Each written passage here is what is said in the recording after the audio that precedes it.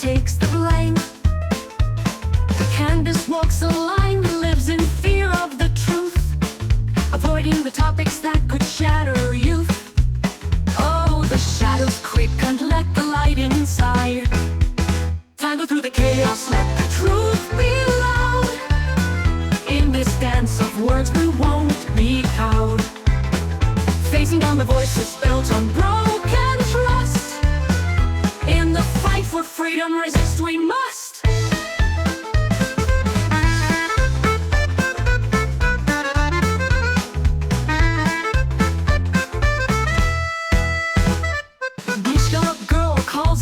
With fervor and might, theocratic whispers in the dead of the night.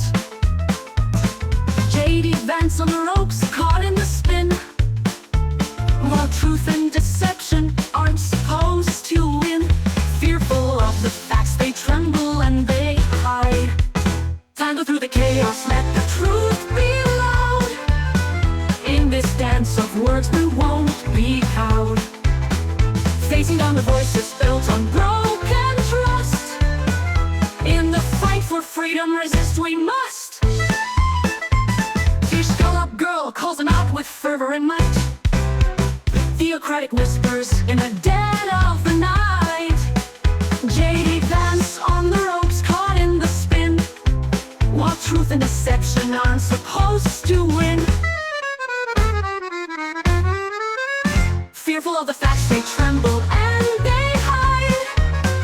Tangle through the rhythm of courage, we are bold. Facing down the voices built on broken trust. In the fight for freedom, resist we must. So let the music play, let the story unfold. For in the rhythm of courage, we are bold.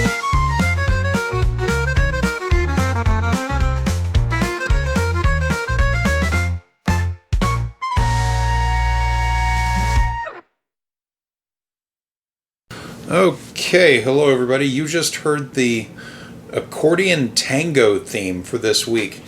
Welcome to Gish Gallop Girl.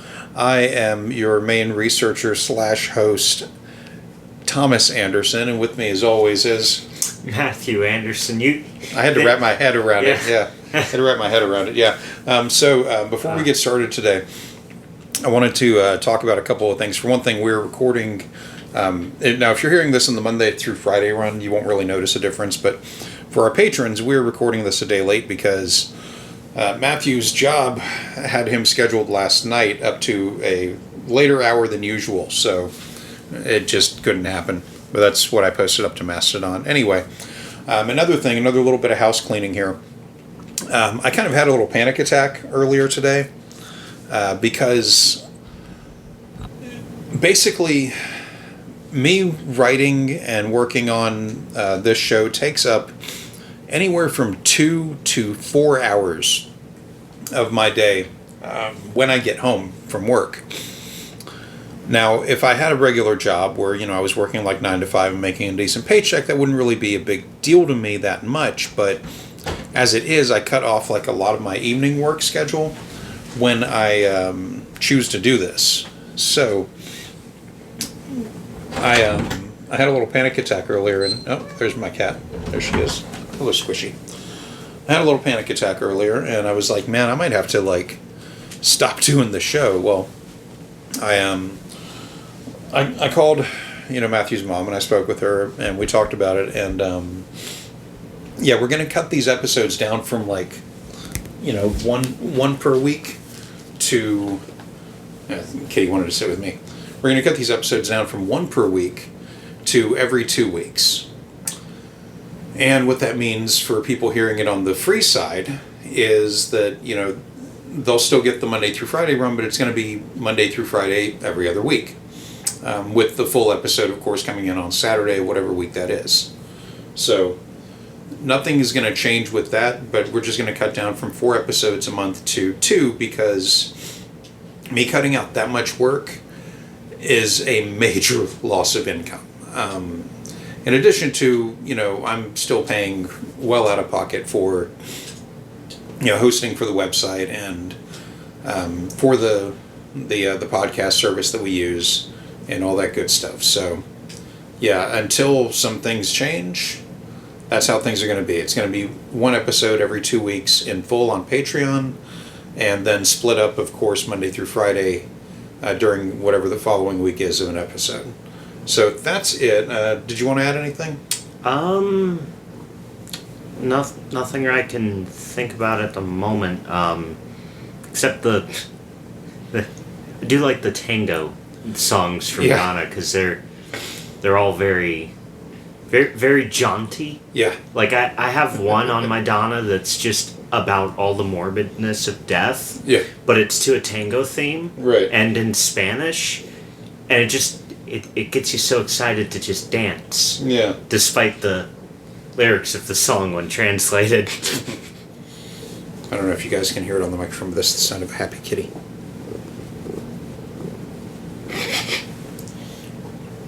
She's sitting up here with me and getting a lot of head scratches right now. Okay, so welcome to episode 22. We're going through Blackout Chapter 6. This is Section 3 of it. We're still not through Chapter 6. There's more to go. Okay, I'm going to pass the kitty off. There she goes. Come here, Squish. All right, so Candace starts this section off by talking about how black children that took the exam for college, known as the ACT test, put out by ACT Incorporated, of those children, only 32% of them showed college readiness in the subject of English, which went down to only 20% college readiness in reading, and down to 11 and 12% in the areas of math and science, respectively. She goes on to quote that the numbers get worse as we go down the income scale, but then she tells a lie. She equates her circumstances to that of low-income families. I'm sorry, but where she was raised with her siblings in their grandparents' home in a wealthy public school district, she stopped qualifying as a low-income kid when she wound up in a home where a full breakfast was prepared for her and them every morning. Low-income families are not cooking up Sunday breakfasts every fucking day. They are lucky if they have milk for cereal, and if the cereal wasn't bought at a discount store, and if it wasn't close to being out of date. You know, like getting Halloween cereal on the 4th of July? Oh, yeah. At Dollar General? I need to turn off my notifications. Okay. But no. You know. Anyway, Candace does acknowledge that these low-income families are often served in underpaid schools or underserved in school districts. So the solution seems like a simple one, at least to me anyway. Maybe pay them more money and stop making them teach to these tests. The kids aren't stupid and the teachers aren't incapable, but the tools are lacking.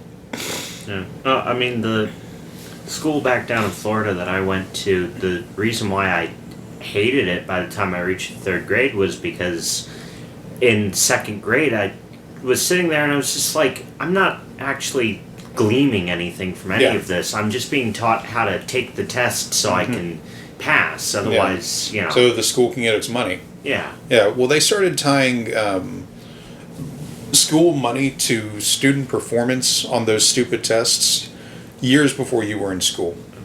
It happened more like over the years as I was in school and then when I got out. But I had friends that were teachers that were always pissed. They're like, I'd love to teach these kids something, but I have to teach to what we know is going to be on the test. Yeah. You know, so that's how they were having to scale their teaching. But the tests got less and less important over time, which I guess is good. I mean, but you know, that's one of the big things though, is that Candace Owens will sit here and talk about how charter schools and like private schools, you know, how kids do better in those, but they really don't.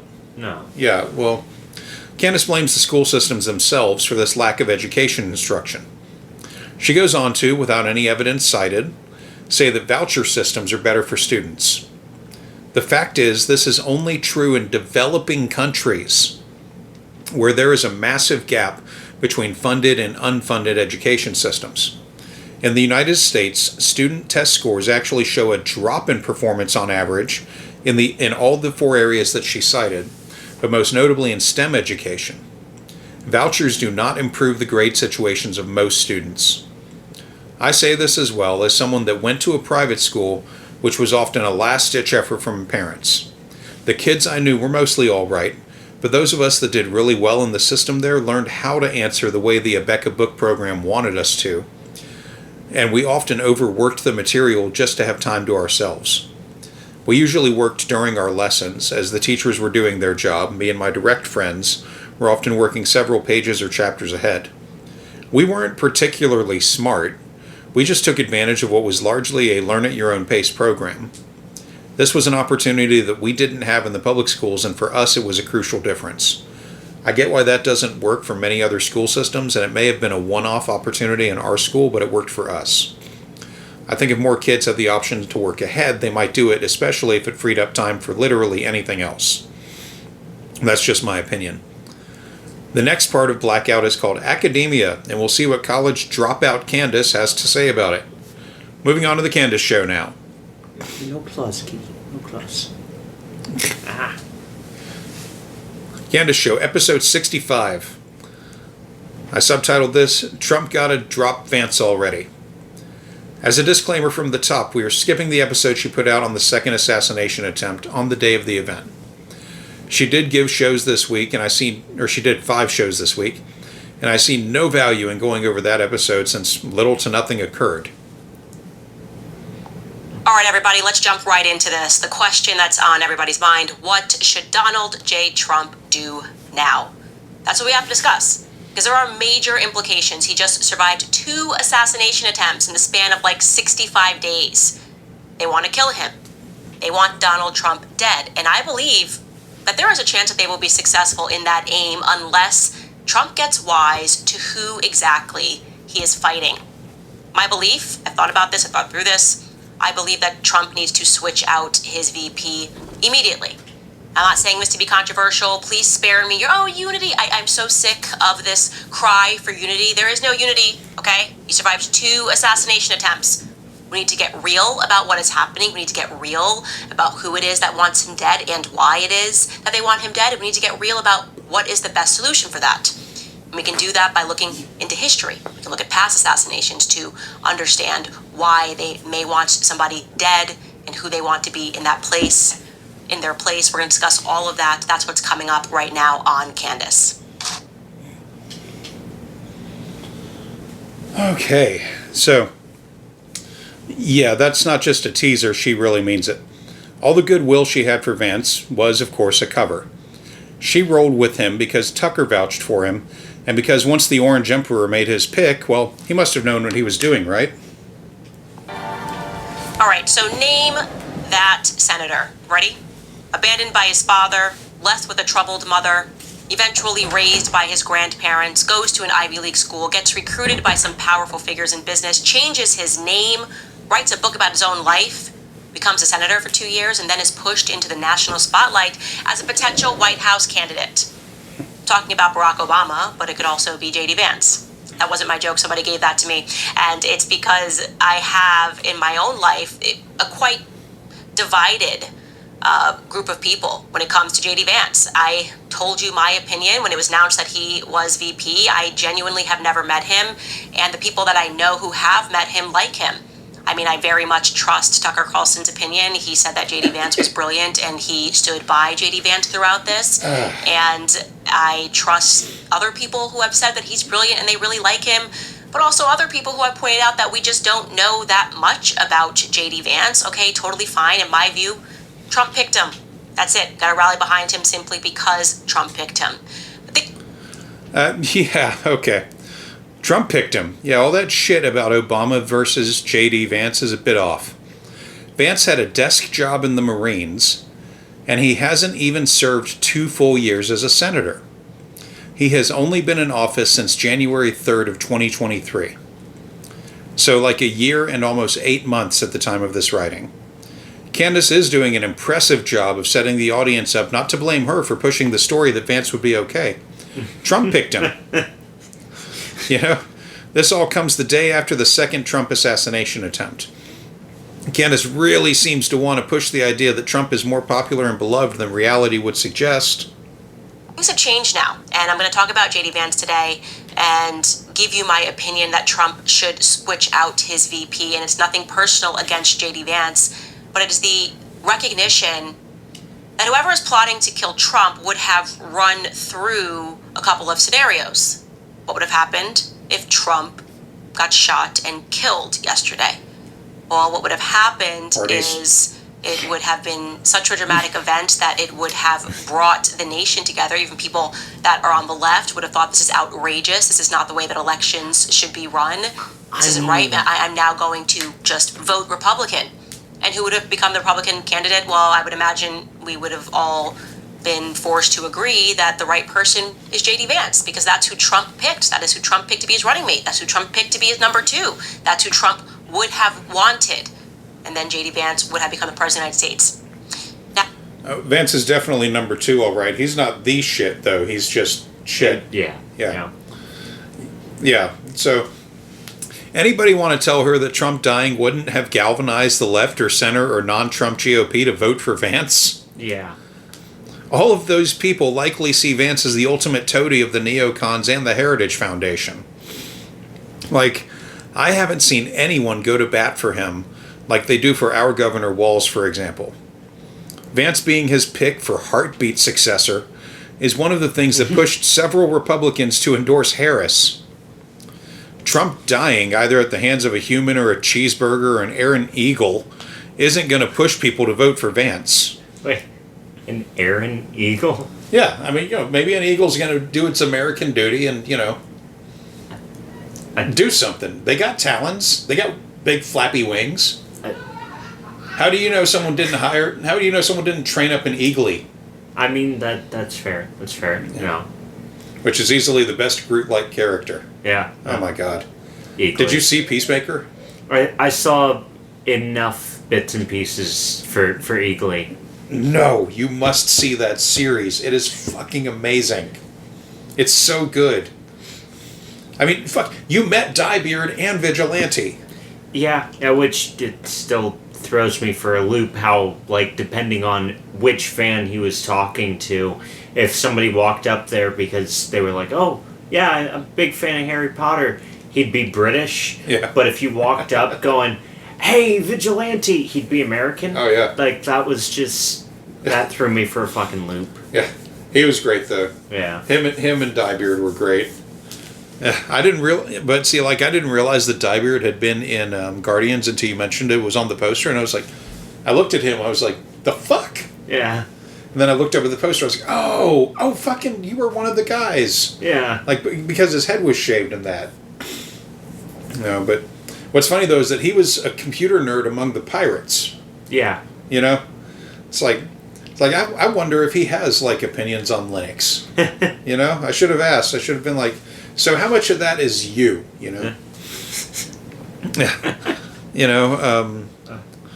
Oh my God. But yeah, I dare Cthulhu to call upon the old gods to test it out. See if anything would happen in Trump's favor. Yeah. Or Vance's favor, I mean... What? I wouldn't invoke Cthulhu on this. Oh yeah, no, wait. Come on. This world needs a Cthulhu Inc. I mean, maybe, yeah. I mean, we already proved with COVID that a national emergency will not bring us together. That's true. There will be people that will look at Cthulhu standing with his pants on, out in the great sea, calling upon the old gods, screaming to the sky, and you know what they will do?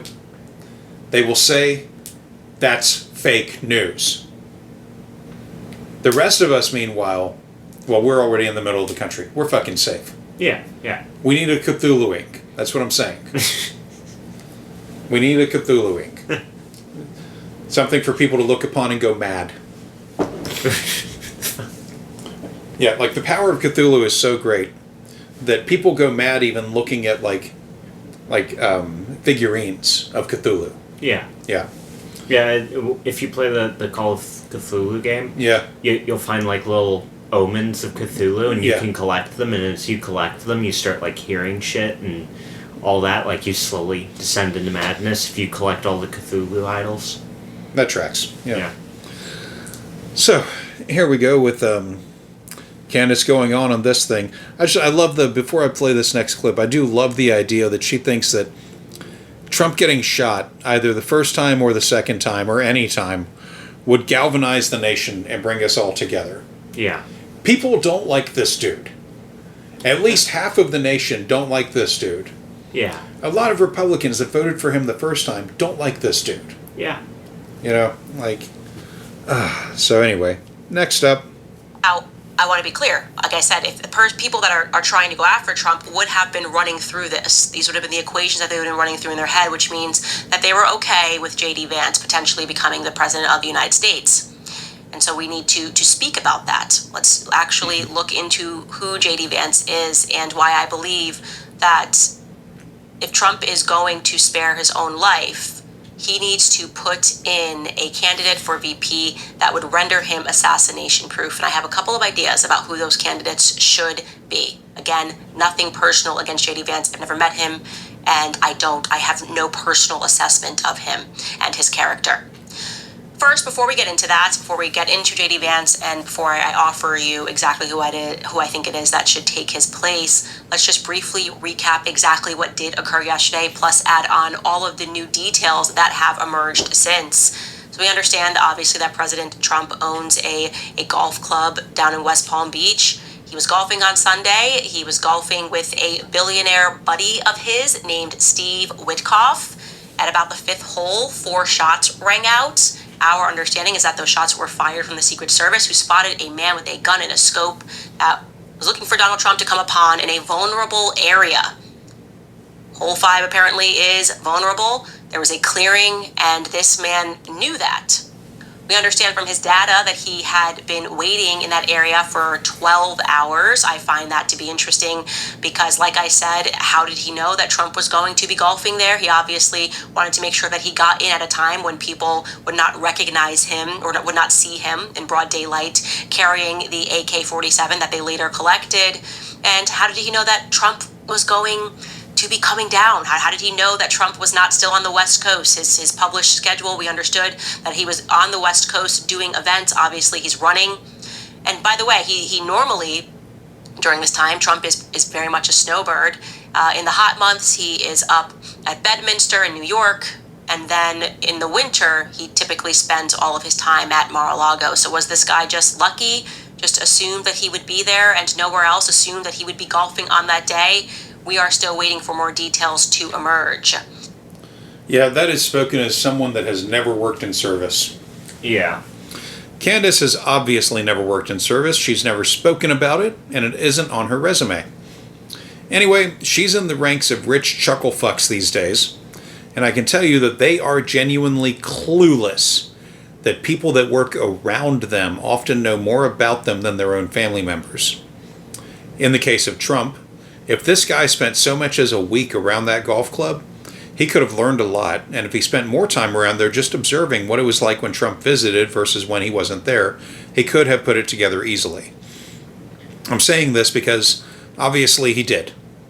Candace goes on to talk about how the would-be assassin, Ruth, whatever, was caught by the cops, and she plays video of the sheriff of West Palm at a press conference talking about it. Then she discusses Routh's criminal record, which is extensive. Routh had an obsession with Ukraine, including propositioning Elon Musk on Twitter, wanting publicly to purchase a rocket and use it as an ICBM to hit one of Putin's mansions. I mean, that's one hell of a use of a Tesla missile. I mean, Tesla knows how to make things that combust. Yeah. They prove it every day with their Cybertrucks. Yep, just strap a Cybertruck to it, perfect ICBM. Right. He also wanted to get in the Ukraine military to fight Russia. He was unsuccessful, of course, and if anyone wants more info, it's all publicly available. Skipping over it takes 20 minutes off of her show. Then we get into more about this guy, but this is a take I've only heard on the Candace show about Iran. Himself. And by the way, I should add here that he also wrote a book urging Iran to assassinate President Donald Trump. I just find that to be so odd. Here it is, as published by the AP. Man accused of trying to kill Trump wrote a book urging Iran to assassinate the ex-president. Like, what is this? What is this that we just keep seeing this theme that appears of people trying to make us believe that Iran is trying to assassinate Trump? They're like, yeah, no, they want to get even with him for Soleimani, like, which happened years ago, but they're choosing right now as he's running as the time to get even with him. Like, that makes no sense whatsoever. Why wouldn't they have chosen a time when he was out of office and people weren't paying attention? Again, this makes entirely no sense. The narrative makes no sense, and it's being pushed by the people that I trust the least. Neocons, warmongers, people that I believe, by the way, are the ones that are trying to get Donald Trump assassinated. I believe that the war class is behind this, the military-industrial complex is behind this, because behind every political assassination is a military-industrial complex. They want power, they want land, they want resources, and they will kill to get it, and Donald Trump is in their way. That is the reality. Trump is in their way. You calling him fat? I mean, taken in a different context, this could be construed as a statement on Trump's overall health. But really, I listen to a lot of far left shit and even some moderate shit, sometimes from people that were in government positions, and I haven't heard shit about Iran from anyone but Candace and the occasional statement from Israel and Trump himself. Trump is the only person out there saying that Iran was coming after him. Sounds like either A, he's got some unfinished dirty business with Iran and he's trying to cover it up. Right. In which case, you shouldn't be bringing it to light. Yeah. And B, it sounds like they just want another convenient Middle Eastern country to be in a war for 20 fucking years for no good fucking reason. Yeah. Well, here's the thing with Iran. I think you might be onto something there. Like, I don't know what it could be, and I honestly, I don't care. I want this guy to just be gone. Just go, fuck off to your golf course, whatever you're gonna fucking do, man. But he has this thing against windmills.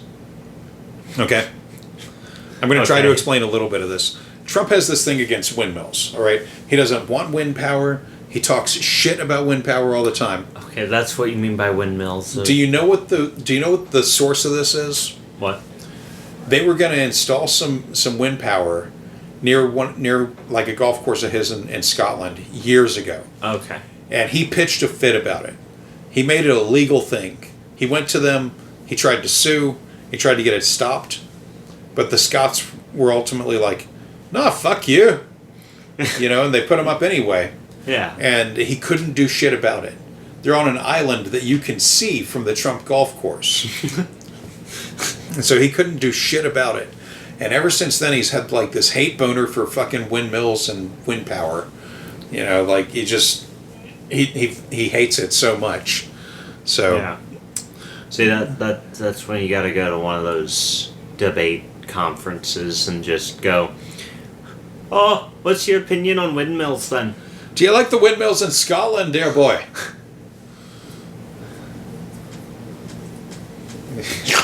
I mean, we thought you might like them, lad. They're big and white. You like to spin your arms? They spin theirs all the time. Come on, man. Oh, fucking asshole. Would it make you feel better if they were orange? Right. We can go paint them. We can paint them. Yeah, lad, we can paint them real good. I've got a cousin, Jimmy. He's not worth shit. But we'll give him some haggis and he'll get it done, Give him some haggis and some nice Tullamore Dew. He'll be at it in no time. Fucking... I love the Scots. They're the best people. But here we go with the next one. Now, I want to keep speaking about that because, like I remarked earlier, I find it to be something that we can't ignore, right? Which is that any person that got this lackey to participate in this event would have understood that the energy would have then been with the Republican campaign had Donald Trump have actually been assassinated. And it is likely that the No. person that would have assumed the presidency would have been J.D. Vance. That would have made sense. He said, I pick him for my VP, and Republicans would have said, okay, we accept that. He picked J.D. Vance. Maybe we don't know how we feel about him, but we know that we love Trump, we support Trump, and he believed in J.D. Vance, right? So that signals to me that the military-industrial complex was not fearful whatsoever of a J.D. Vance presidency, okay? Now, as I've said before, and I'll say it again, I don't know much about J.D. Vance. Neither do most people know much about J.D. Vance. We know that he had a fractured upbringing because of the simulation that I am in, having looked into Emmanuel Macron and various leaders. I don't love a story where I don't know that you just grew up with your mom and dad. I want that. I need that. Emmanuel Macron also was raised by his grandparents. Obama raised by his grandparents. Yeah, Macron was raised by his parents. And Obama's mother lived in the house with him and his grandparents. And again, Candace is one to point fingers, having been raised in her grandparents' home along with her siblings, but their dad was also there and their mother lived across town. I was gonna say maybe she's got some trauma that she hasn't talked to a Well, therapist that's the thing, about right? yet. Oh, and she never will. Oh yeah. Yeah. Well, if you think about it, right? Yeah, maybe she's got this trauma, maybe she's got this stuff, Yeah. and I think part of that is she knows she's an unrepentant, lying, just terrible, terrible fucking human. Yeah. So anyone else that had any shred near that must be as well, right? Yeah. Because there's a lot of projection Yeah. on that side of the political aisle. Yeah. So here we go with the next one. And it's just not something that makes me feel entirely comfortable about somebody's upbringing. In 2016, and this is, I think, something that's worth discussing, J.D. Vance received a book deal from HarperCollins, obviously for his book, which is Hillbilly Elegy, and HarperCollins is a subsidiary of Rupert Murdoch's News Corp empire. And that's interesting because I don't remember J.D. Vance being a big enough name back in 2016 to have secured a book deal. I mean, it's 2016, we're talking Hillary versus Trump, all the stuff that was going on. J.D. Vance's name wasn't in the mix, and yet he published a book with HarperCollins, which means he wrote it before then, and then HarperCollins thought it was good to publish. And then it was so good that Netflix opted to turn that into a movie in 2020. Now, Netflix is not normally open to publishing stories about Republicans that are favorable, but they did this deal, and this could be, by the way, because of his connections. Obviously, he's great friends with Peter Thiel. He has been working with and friends with Peter Thiel since 2011, so it's possible that you just have a business deal, a business relationship, and they help you out, okay? No questions there, I'm just pointing this out, but...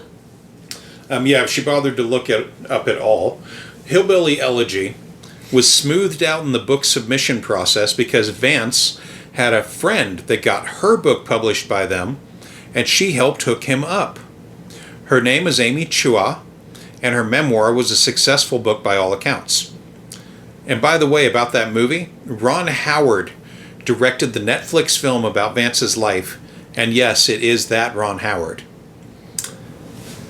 The same guy that directed Backdraft and Forrest Gump. Okay. And his daughter is Bryce Dallas Howard. What has she done? She was the lead actress in Argylle.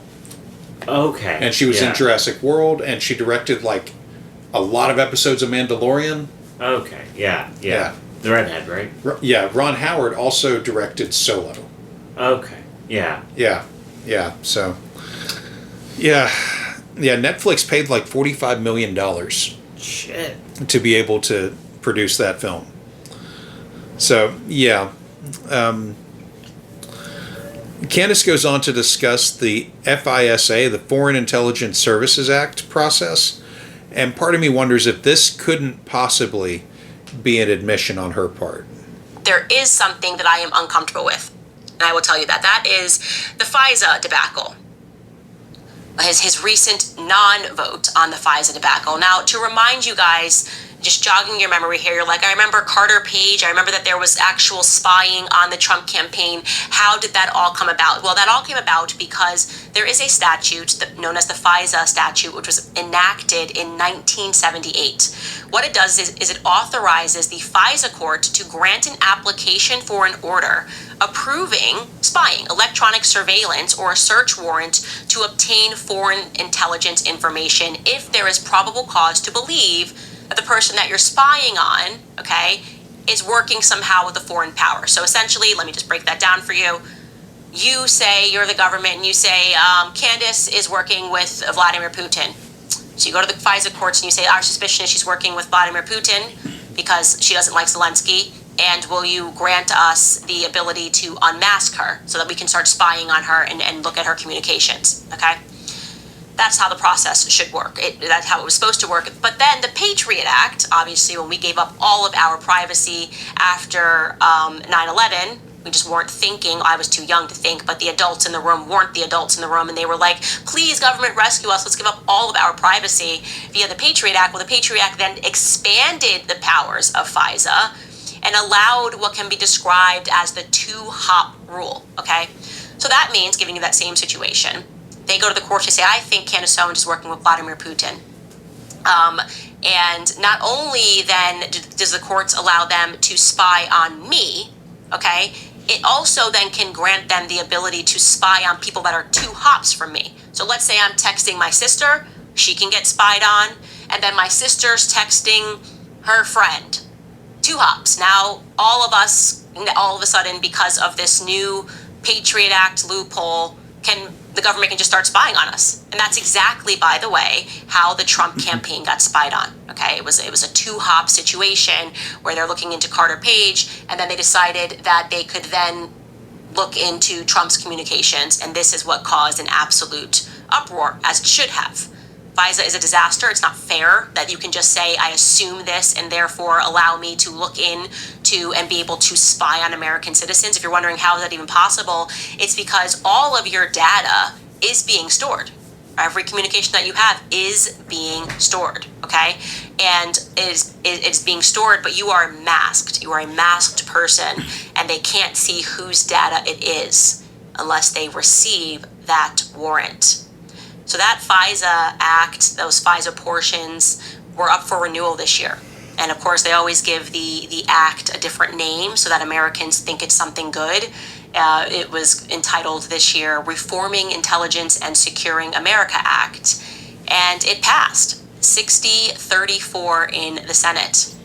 J.D. Vance decided to abstain from voting on that. I don't know what his excuse was, but I don't like that, right? If you're going to be a hardcore America First person, and you have the powers to help us get the government off of our back, you should be, I am hardcore saying that this is unacceptable. Now, who did vote against it, obviously?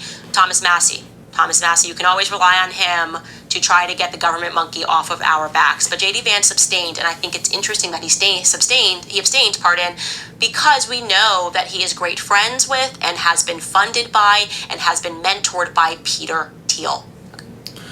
Okay, she isn't wrong here. She actually got a few things right.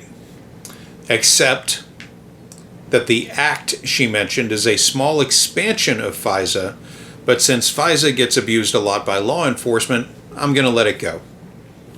And again, she isn't wrong in finally being cagey about Vance. Let's keep going. Okay. Now, Peter Thiel is, in fact, according to Business Insider, an FBI informant, okay? And that's not shocking given the fact that he works with the government. Again, this is not a shot at Peter Thiel. I am just giving you guys the facts because it's important in understanding what may have guided J.D. Vance to abstain from this vote.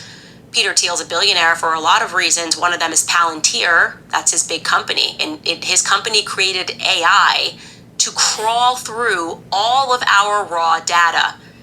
He's then able to pass that information over to the government when they have their warrants, okay? So Palantir has thus far made $2.3 billion in DoD contracts, okay? Our Defense Department is paying Palantir, has paid Palantir $2.3 billion in contracts since 2008. So That makes up more than half of Palantir's profits. They're getting their profits directly from our Department of Defense. Okay? So when I see a vote like that, or a non-vote like that, when I see him abstaining, my question is why? Do you think that Peter Thiel would be adverse to war? Could you imagine how much data and how many warrants and trying to be able to spy on American citizens during wartime? I mean, it's a lot of money. War is a driver of profits. That is the reality. Okay. And so when I see that, I go, okay, is this an America first person, or do we have a personal relationship that would not make him isolationist? Is this part of the reason why there wouldn't be much fear about a J.D. Vance presidency, because he necessarily maybe isn't against getting involved in wars, or wouldn't be vocally against a war because of his contacts? Now, again, I want to be clear, this is not a shot at J.D. Vance or a shot at Peter Thiel. These are just the facts. Again, she's not wrong. But it's interesting to at least hear these arguments against what is a terrible choice by Trump, and even having J.D. Vance around. It's interesting to me because she had to frame it like this for herself. Because I've been reading things in various alt-right groups that they don't like Vance. And more of the Thiel connection has been coming up. Candace throws to an ad for Nemi skincare. But then we get... All right, guys, we're going to dive right back into this. I'm very interested in seeing your comments about this, but so my mentality here is that whenever there's a political assassination, it is because they want war. They want war. There is the power that they are trying to assume. There are things they want done. No greater example of this than JFK being assassinated, partially for his refusal to accept the CIA's plans when they wanted to stage a false flag attack on American soil in order to get the American public to agree to go to war with Cuba. Again, you can look this up yourself. I'm not making this up. It's Operation Northwoods. So we know that they are salivating for war. I'm not going to judge J.D. Vance and say that he is pro-war, but he clearly is not anti-war enough, because they have no fear. Trump has to have a VP candidate that is so anti-war that our intelligence agencies start protecting him, right? Okay, well, better to go with the devil you know kind of a situation. And there's only really, in my viewpoint, one person that would send a chill down their spine when it comes to being anti-war. Take a guess. That individual is Thomas Massie. Thomas Massie is someone that I hope one day I vote for president. I will crawl over broken glass to vote for this man for president. All you have to do is fill out a fucking form. Yeah, real simple. They just mail the form to your mailbox. You take it out the mailbox. You take it out the envelope. You read the instructions if you need them, and then you fill out the boxes. You put it into an envelope. You put that envelope into another envelope. Have somebody in your household sign it. Put that envelope into another envelope. Seal that envelope up, and then go down to your local post office and just drop that shit off if you don't trust it going out your personal mailbox. Yeah. Very simple process. But, all you have to do is fill out a fucking form. Yeah. Yeah, that's even if you're going to go, to a voting place and do it. Oh, yeah. Yeah, me too. Interesting choice of words from her, crawling over broken glass, and also entirely unsurprising to me. First, Candace has had a thing for Thomas Massie for a while now. He's single now, by the way. Oh. His wife died recently. Oh, well, that's unfortunate. Yeah. But she won't even get registered to vote now in what is supposed to be a critical election for her people. I thought she said Hold was on. gonna... This took me some time. Okay. Candace Owens, Candace Farmer, and Candace Owens Farmer are not registered to vote in, let's say she lives in Kentucky, right? Yeah. Nashville. Yeah. No, Tennessee. Tennessee, yeah, that's right. They're not registered to vote in Tennessee. Okay. That's right, and I know this because you can look up voter registration status of that state in a public database. Huh. Yeah. Well, okay, so... I checked not only her county, but every other county in the state across several days from different IP addresses. So, if she doesn't live in Nashville, which is Davidson County, Yeah. I know this now from having run through all of that one. She doesn't live there. Let's say she, lives in another county but claims that one. There are like 5 counties around that. I checked them all out across several days from different IP addresses. Candace is not a registered voter in her home state. Maybe she thinks that you have to crawl over broken glass to do it. Or maybe filling out forms with simple wording is like torture to her because you have to actually tell the fucking truth. Yeah. Either way, it's just a form.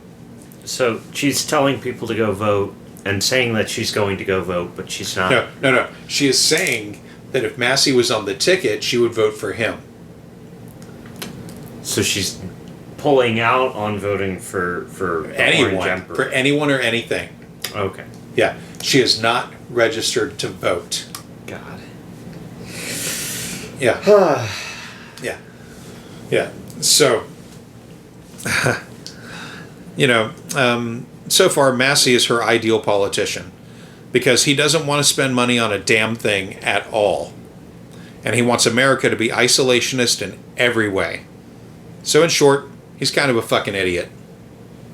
He is, in my viewpoint, the congressman that has the most consistent American first values, who has stood up to the thugs over at AIPAC. He has stood up to any lobbying group. He stood up to Big Pharma, the thugs over at Big Pharma during COVID. He morally drove his car because he refused to mask up, okay? He refused to wear a mask to be able to fly.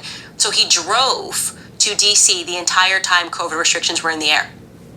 That is the kind of person who cannot be bought, cannot be paid for, is not going to care about any money. He doesn't want the money. He's happy, okay? He doesn't even, for all I know, want to be anything more than what he already is. But he should be. That's exactly the kind of person that we want to be in office. And let me tell you something right now.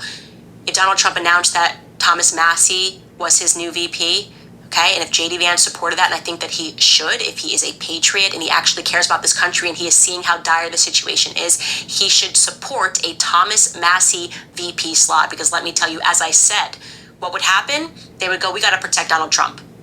Because Thomas Massey is a problem. Thomas Massey, he's not even bending a Trump. Trump might give us an inch. He might say, oh, we should get the job done. Thomas Massey's like, no Ukraine, no Afghanistan, no Israel, no war ever, not a single dollar overseas until America is fixed. It's a problem. It's a problem for the deep state who is salivating to go to war with Iran and Russia. Yeah, I'm going to point out, no one is talking about going to war with Iran and Russia. And also, Thomas Massey is not the kind of guy that would go, oh, well, if we're not sending money overseas, then we're going to spend it here. No, he doesn't want to fucking spend it here either. He doesn't want to have the money in office because he doesn't want taxes. Mm-hmm. He's made anti-Semitic tweets, forced an in-person vote on the COVID aid relief bills during the height of COVID-19. No one wanted to go into Congress to vote for understandable reasons, and he forced them to. Jesus. He compared COVID mask restrictions to the Holocaust, and he votes against foreign aid in all forms continuously. So you can understand some of the reasons Candace is all about him. In the spirit of that, Candace gives us some more Nazi dog whistles. I do want to say this, guys, because you should recognize this. World War III is around the corner. It's already been planned in boardrooms. Obviously, that's how wars happen. We understand this now. Okay, whatever they're selling to the public, oh, it was because Iran assassinated Trump. Everything you've learned in your textbook is a lie, okay? Wars are plotted in boardrooms with bankers, okay? We have banksters that are running the world. And when they recognize that they want resources, when they recognize they want power, when they recognize that they want to change the map, they go to war. And then they do whatever they have to do to get people on their side. Our best guard against this coming war is to be vigilant, okay? To continue to refuse to allow them to manipulate us into believing their foolish narratives. We should want in every office position people like Thomas Massey. Yeah, so experienced people to this garbage heard it. Candace using the phrasing of bankers and banksters is an old but often used anti-Semitic trope to get around saying the word Jew. And next we have Candace describing the people she has surrounded herself with. not realizing a basic truth in what she is saying. Because I'm telling you, this one makes me scared, okay? Because in the way that they are selling and polluting people's minds to accept that death and dropping bombs is okay and children and women dying are okay, and I see people get in line with these narratives thinking, you fool, do you think these psychopaths will hesitate to drop a bomb on you and your family if they believe it necessary to get what they want? When you support psychopaths and their psychopathic excuses for why it's okay to murder children, just know that they don't draw a line when it comes to your family, okay? They're not going to be like, well, I said that about 1 million Iraqis. I said that about 40,000 innocent Palestinians, but I would never, ever do that to Joe out in Pennsylvania. That's not how this works, okay? The military-industrial complex is an evil, satanic complex, okay? They do not care about anything other than themselves, the global elite getting what they want, the enslaving of the population. America has become a slave colony to the military-industrial complex. In fact, I would argue America has always been a slave colony to the military-industrial complex. Our country, forget the stories that you heard in your textbook, was founded by Freemasons, warring for control over the people, and the communists won. The day that JFK was shot, the takeover of America by communists was done. It was completed, okay? And we have had war after non-stop war. The efforts that they take, the increasing efforts that they take to have these false flag events, to get people to read articles, to feel sad, journalists that are paid by these groups, paid to try to manipulate your emotions into believing that what we're doing overseas is acceptable when it's not, a part of, in my view, their satanic cult. It is a huge industry, the military-industrial complex, that benefits very few people, and those people are not me and you. So you need to wake up to that. You need to be vigilant to that. You need to stop being crybabies and being upset when someone mentions this stuff. Stop saying stupid leftist things like, well, we just need unity. That unity is not going to solve the people who want to assassinate Donald Trump. Reality is getting real about what we are facing today, okay? Guarding ourselves in our households, making sure that our children are not fed into their ecosystem of trash that has become the Department of Education, okay?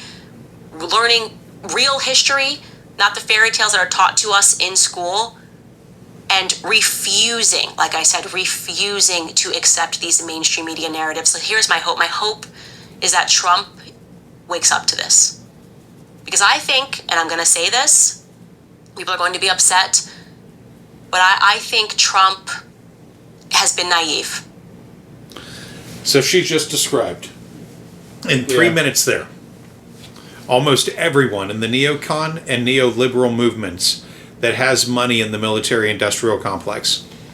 Centrists and most leftists don't like them either. Ooh. But it is amazing how she doesn't seem to understand that for people to work together and face these problems, she might have to make friends that aren't Republicans. Yeah. Also, she made a comment about how, unity won't fix those sorts of people. Yeah. Clearly, she's never worked with, Unity Gen 4, which is an amazing gaming engine. No, that's not an advertisement, but that's how you fucking do it. Right. I mean, but God. wait a minute though. But like Unity is like charging devs now. Oh. Like if they make a profit off of a game, like they gotta like pay them back. Yeah. That's like it's kind of fucked up. You should look that up. Yeah. Well, and pull that back a bit. It's great for making games not great for Not great for one's pockets. Yeah. Now, I could understand them doing that to like a AAA company. That makes sense. But like any of the small we're talking about doing small devs that are kind of getting fucked over. Okay, that's not right. Yeah. Yeah. So her assessment of Trump amid all of this is next. Oh. I do. I think he's been naive. I think he believes that when someone cuts him a $10 million check, it means that they're his friend. It's a $50 million check, oh, that must mean they're my friend. $100 million check, oh, that must mean they're my friend, and not that they seek to control you, okay? And if you're smart and you've got that kind of money, you will have been smart enough to have split your vote. You would have been smart enough to have given money to both candidates to control them in different ways. Okay?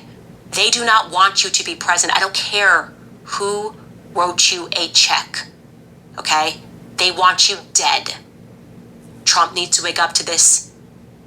His children need to wake up to this. Okay? You're not well liked because they're writing a nice article about you in the New York Times.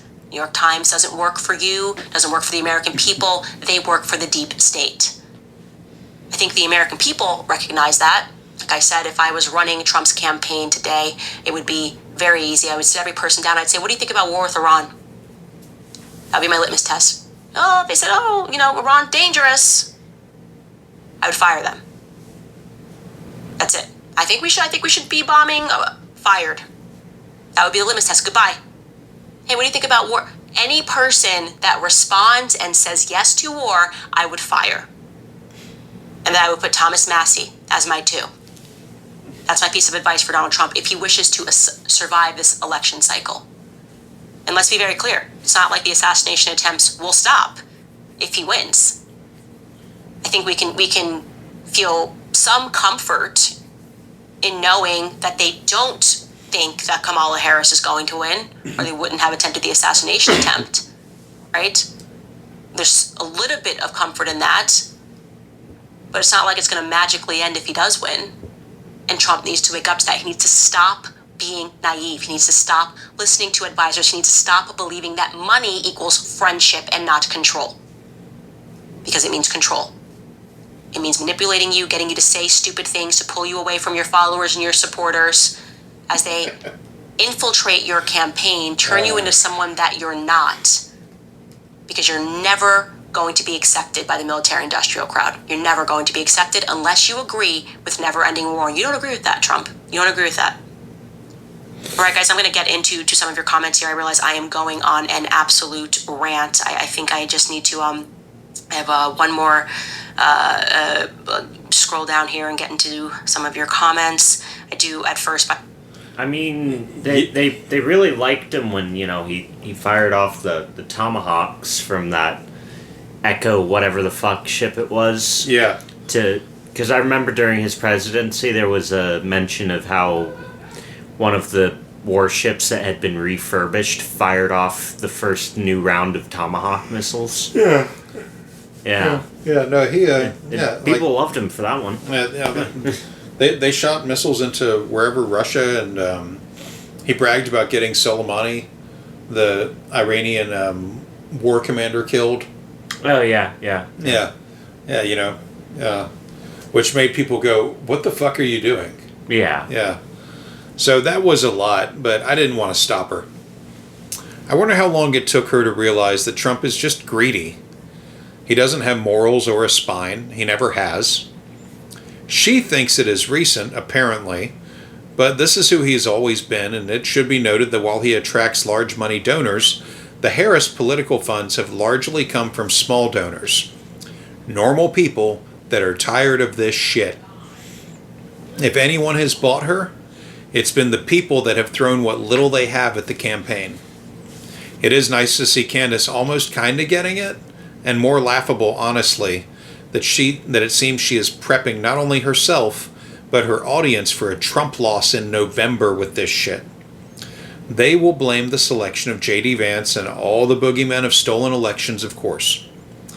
Trump's rambles will probably be taken to task, and I expect the video showing people leaving his rallies en masse in the middle will get more traction in the days after the election is called in favor of Harris, especially if it's a landslide. I hope it all goes peacefully, but Candace and others seem to be bracing for a loss and figuring out who to blame so that they aren't blamed for their own part in it. She goes on to run through her comments, and it's worth hearing in this regard. all right, some of your comments right away.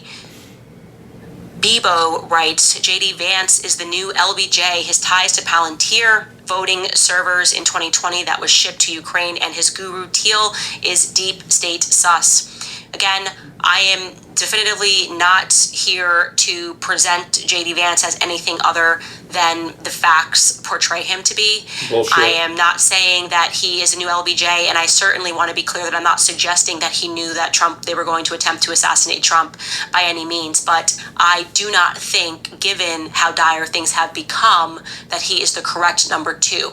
You put a Thomas Massey in that seat, and they will guarantee Trump's safety. I promise you that.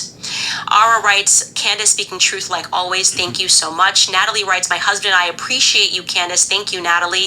And Triple writes, money is always the root of evil.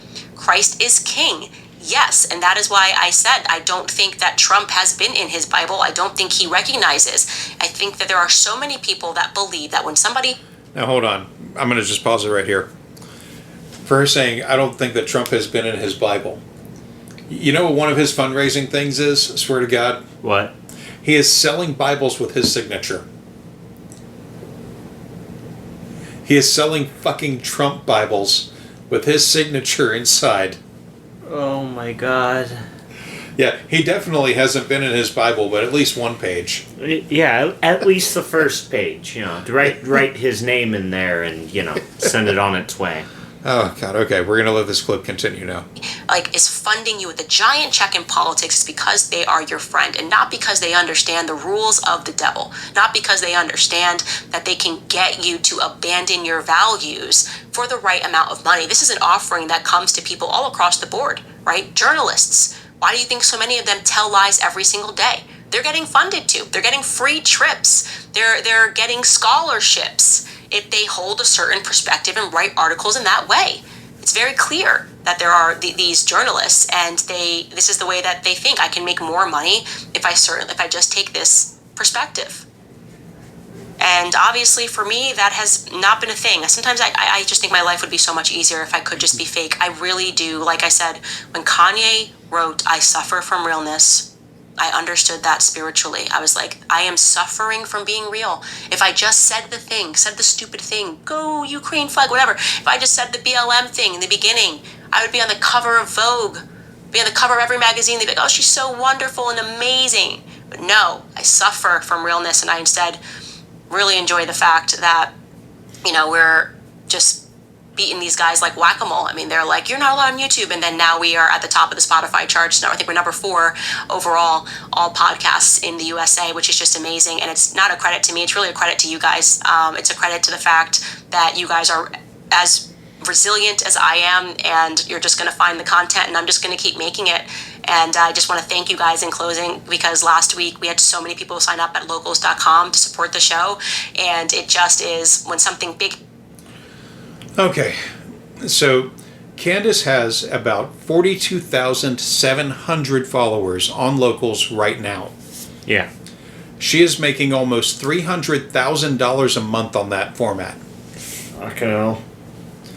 But she suffers from realness, y'all. Yeah, totally. Just like Kanye suffered from realness when he wrote that line, and he was already a fucking millionaire. Mm-hmm. Yeah, okay. Still, it's interesting to hear the audience turning on her word on Vance and whoever else. Interesting times. Moving on to episode 66, which is not as cool as Order 66.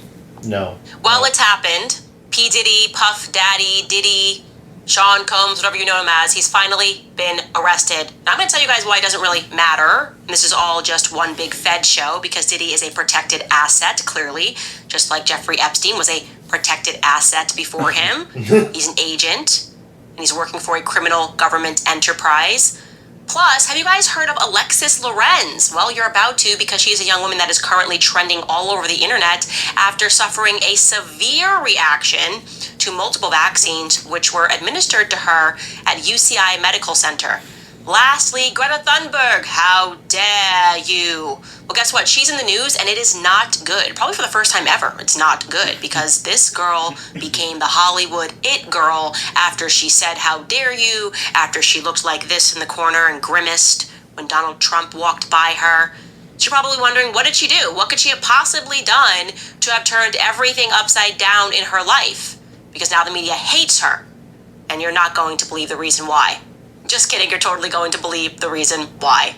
All that coming up on Candace. Yeah, most of this episode is going to be skippable. We'll go through it anyway, but most of it is skippable. Anyway, this first clip is like 5 minutes long.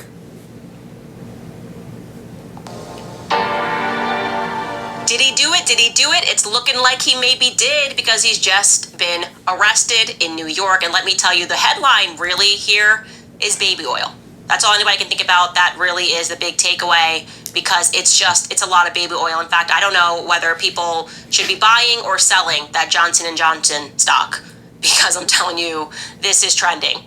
He's been arrested and the authorities collected some items from his home. Confiscated some things from Diddy, namely 1,000 bottles of baby oil, plus some other lubricants, which were supplies that were used at his quote-unquote freak-offs. Now you're going, Candace, what is a freak-off? Yep. Before I forget, something that I saw that pertains to this. Yeah. Okay, you remember in Watchmen when Lady Knight is chasing down the one dude and like he's got this full like silver thing on and he pulls off these 2 canisters of oil and just lubricates himself up and slides into the sewer. Yeah. I saw a meme that said how Diddy got away the first time. That's great. I just remembered that with the baby oil, and I knew if I didn't get that out now, I'd forget it again. That's great. That's awesome. Watchmen was so good. See, that guy was unexplained. That interaction happened. She mentions it. She mentions it immediately, and then it just said, I don't think that dude ever comes up again. Like he was just a one-off. Yeah, he was just this weird one-off plot line that they didn't bother filling in. Yeah, it's crazy because it's like, oh god, what are they doing with this? And then it's just like in the wind. It's like, why did you even cut the scene, guys? I feel like there was one guy in charge of that and just went, okay, and then we're gonna have this guy do this, and everybody else the next day just went, okay, you're not speaking anymore, Greg.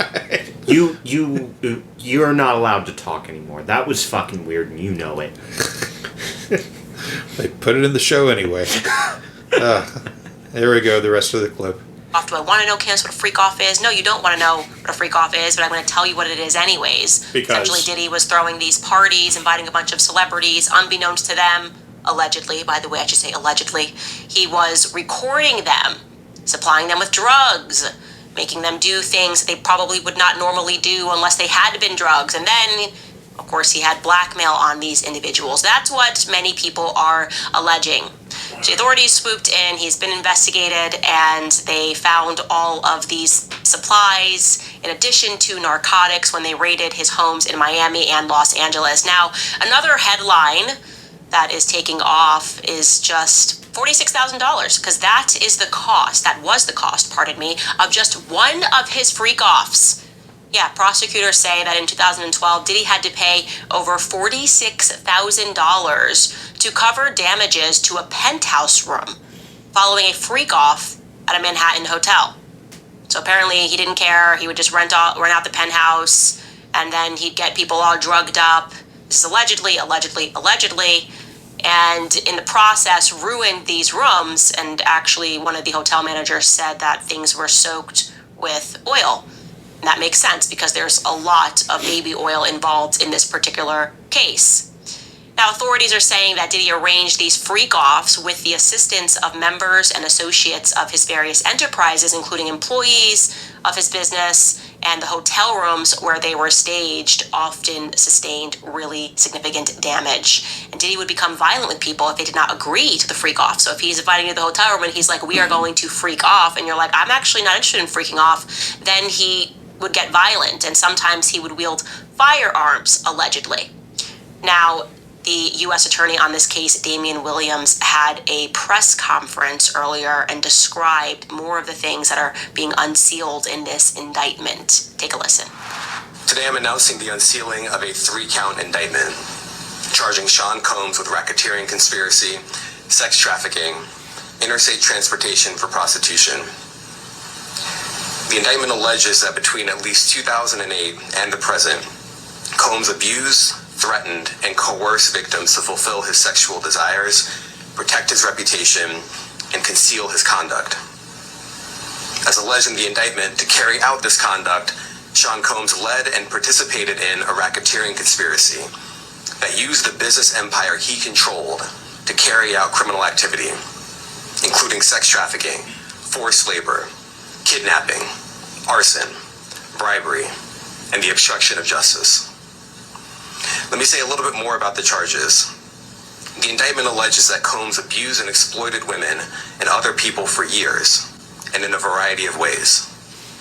As alleged, Combs used force, threats of force, and coercion to cause victims to engage in extended sexual performances with male commercial sex workers, some of whom he transported or caused to be transported over state lines. Combs allegedly planned and controlled the sex performances, which he called freak-offs, and he often electronically recorded them. The freak-offs sometimes lasted days at a time, involved multiple commercial sex workers, and often involved a variety of narcotics such as ketamine, ecstasy, and GHB, which Combs distributed to the victims to keep them obedient and compliant. As alleged, when Combs didn't get his way, he was violent, and he subjected victims to physical, emotional, and verbal abuse so that they would participate in the freak-offs, and that Combs hit, kicked, threw objects at, and dragged victims at times by their hair. And I gotta tell you, man, for Diddy, this must be feeling like some sort of whiplash, because just a year ago, almost to the day, Diddy had received the keys to the city. Yeah. So, Diddy's character in Get Him to the Greek was more real than I ever would have guessed. Quite unfortunately. Yeah. Anyway, at the end of the clip, she is correct. He did receive the award of Key to New York City from Mayor Eric Adams at a big event, but when the court cases came up, he was asked to return the award, which he did. And as of today, Eric Adams was actually indicted on all kinds of corruption shit. Oh, well. The mayor of New York City, the current mayor of New York City, has been fucking arrested. Damn. Yeah. Yeah. Yeah. I thought Chicago was supposed to be Gotham. Fuck's sake. Right. No offense, Chicagonites. Yeah. Yeah. We're closer to Chicago. Yeah. No offense. I think it's Chicagoans. Chicagoans? Yeah, that sounds better than Chicagonites. I mean, also, like, it's almost sexual. Chicagoans. Chicagoans. Chicagoans. Yeah. Yeah. No offense to y'all. Y'all's city is pretty at times, but also most of y'all can agree that I've seen good footage of Chicago, but yeah, I've never been there.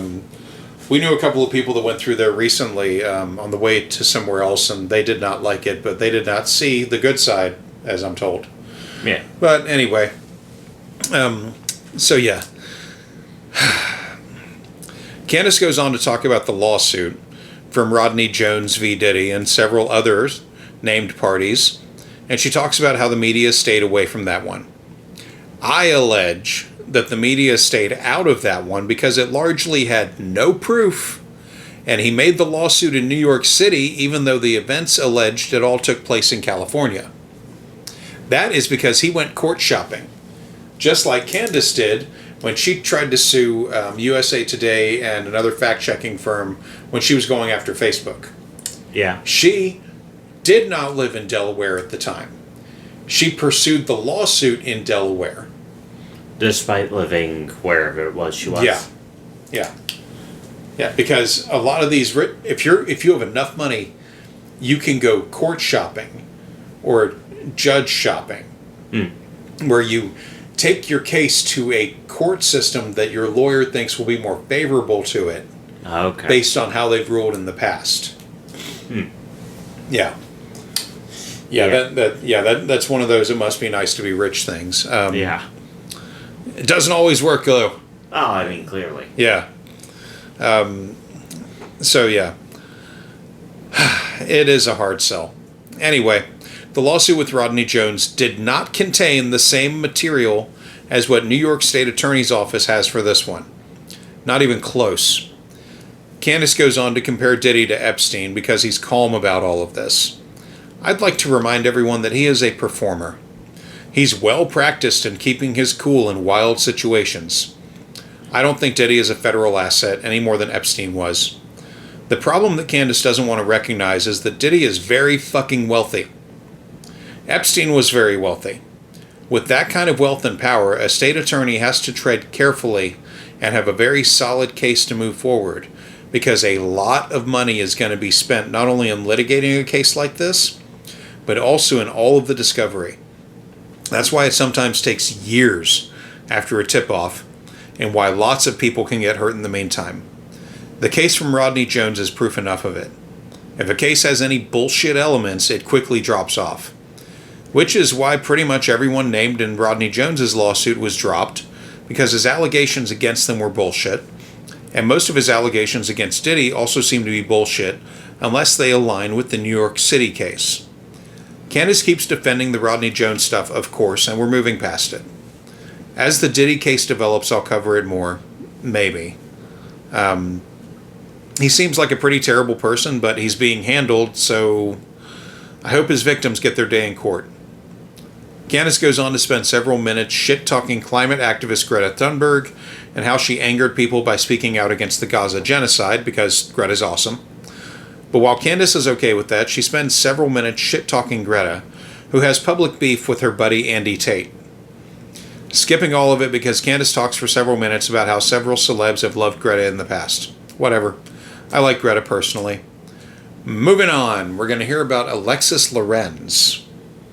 Okay, before we go, I have to get to the story about Alex Lorenz, because this is crazy. It's blowing up. Now, I will caution and say that it is a developing story, and it is developing like this hour. So if there's anything that turns out to be inaccurate, it's not because we didn't look into everything. It's just that everything has not obviously evolved in this immediate timeline. But there is a girl, I'm going to show you her before picture. This is Alexis Lorenz. It's not even a before picture. This is just what she looks like. She looks to be about 21. We were trying to gauge it from her last birthday post on her Instagram. This is Alexis Lorenz. She clearly lives in California on the basis of where she is right now. I'll show you another photo of her. Alexis Lorenz. Well, apparently the story goes that the University of California Irvine Medical Center, she went to them because she was having migraines, okay? She, some people are saying, has a disease that's known as PNH, which stands for paroxysmal nocturnal hemoglobinuria. The long term that in short means that her red blood cells are easily destroyed. So she went in for help because she was having migraines related to this disease, and they said to her that thing that they say to a lot of people: we can't help you unless your vaccines are up to date. Now it created a problem for her because Alexis has had 0 vaccines since she was a baby, but of course when you're at the hospital and you need help, we saw this a lot during COVID, we can't help you with your heart unless you agree to get this vaccine that is going to give you heart issues. So she agrees to get the vaccines. They give her tetanus, which was likely a tetanus combo because it's the only tetanus shot that you can get, which is for adults, it would be the Tdap shot, which stands for tetanus, diphtheria, and a pertussis. They also gave her a meningitis vaccine as well as a pneumonia vaccine all at once, okay? So she's got, I think they said that she got 2 in one arm and 1 in the other. So that's likely a total of 6 vaccines, because you have the combo, in total that she got so that she could be treated. And within 10 minutes, she is alleging, again, the information is just coming out, we're only hearing her side, that within 10 minutes, she could not move her arms. I'm about to show you a video of Alexis Lorenz right now, allegedly at the University of California Irvine Medical Center. Take a look. Remind me again, it was 7 shots, 4 in one, 3 in the other. Yep. Yeah, okay, so COVID vaccines came around, and I wasn't up to date on my vaccines simply because I was homeschooled and we just didn't think about it. Because, you know, when you're in school, they'd run you through your vaccines just as you go through. Because you're around a bunch of other fucking kids, yeah. Well, you know, I'm homeschooled, so I'm not up to date. We go down to get my COVID vaccine, and my dad's just like, all right, let's, see what other vaccines does he need to be A-okay. We know he needs his meningitis. What else? Yeah. And they give us the short list. There's like 8 on there total.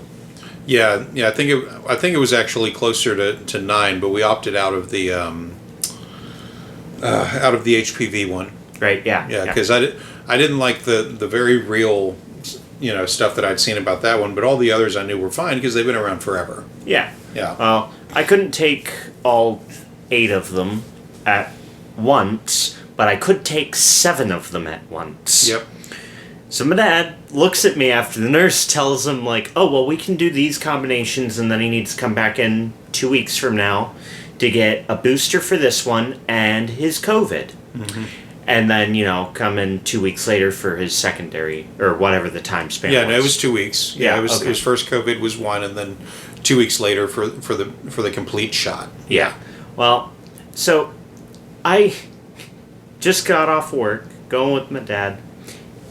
He looks at me and he goes, which arm's your dominant arm again? And it's like, well, kind of my right, but I'm ambidextrous. And he goes, okay, cool.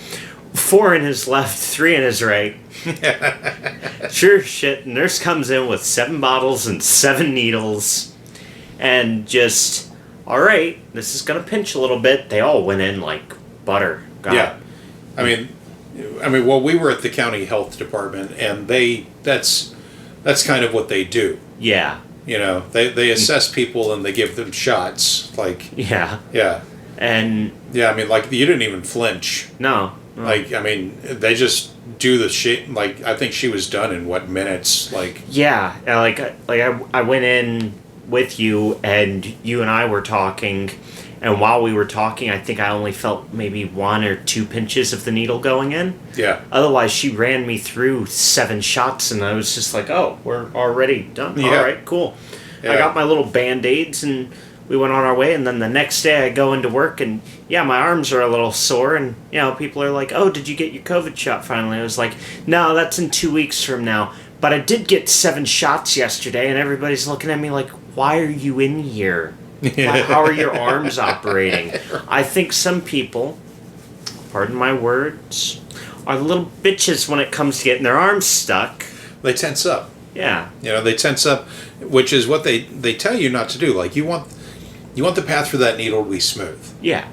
Yeah, they tense up. But I was there, and, I was cool about it, so, Yeah. You were cool about it, but... I mean, I thought you were crazy for a minute, because you were like, 4 in his left, 3 in his right, and I was like, well, at least you didn't say all 7 in my left, right? Because that's my initial thought, was that you were just gonna go, oh yeah, just put them all in his left arm, just jab it up, make it hurt. Yeah. But yeah, I'm not gonna play any of the audio of Alexis Lorenz. It isn't good, and she sounds like she really needs a lot of help fast. Unfortunately, she doesn't have health insurance in her situation. No. So a fundraiser was set up, but it's not on GoFundMe. It's on some off-brand site that I don't entirely trust, so I'm not sharing the link. Anyway, as you might expect, Candace uses this woman's tragedy to talk up her anti-vaccine series over on Locals, which is ghoulish. She spends about 7 minutes on her sales pitch. Cutting it leads into her comments section. Sarah, the Bato writes, my daughter got a Pfizer vaccine for COVID. A few months later, she developed a rare autoimmune disease named chorea. I will never trust blindly again. I'm so sorry to hear that. And yes, autoimmune diseases are coming from vaccines, many of them. And when you watch the series and you learn about the explosion of child cancers, once they removed vaccine makers from liability, and then they started making tons of vaccines, and then explosion of childhood cancers, particularly leukemia, which at its core it's about your immune system. It's not normal for kids to get cancer. They are trying to make us think it's normal for kids to get cancer. It's not. It never was. And then it became a thing in the, I want to say the early 80s. Sarah. You ready for it? Because I had to do some deep diving here. Okay. Yeah. The thing with children, getting cancers is much like people getting cancer. It's called, at a certain point, we started to dissect humans that just fell ill and died mysteriously of things that weren't the common cold. Yeah. Because we were like, what killed this man? He was healthy a week ago and now he's dead. Yeah. Yeah, it's called, we cut him open and found some weird lumps in his body. Yeah. And then we slowly figured out, oh, these things are killing him. Let's call it cancer. Of Right. course cancer deaths went up because now we know about cancer's existence in people. Oh, it's so much dumber. God fucking why? Yeah.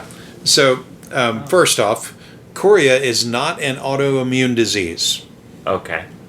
It is a movement disorder like Huntington's, and it can come from the Pfizer COVID vaccine, but it is very rare, and it can be corrected with physical therapy.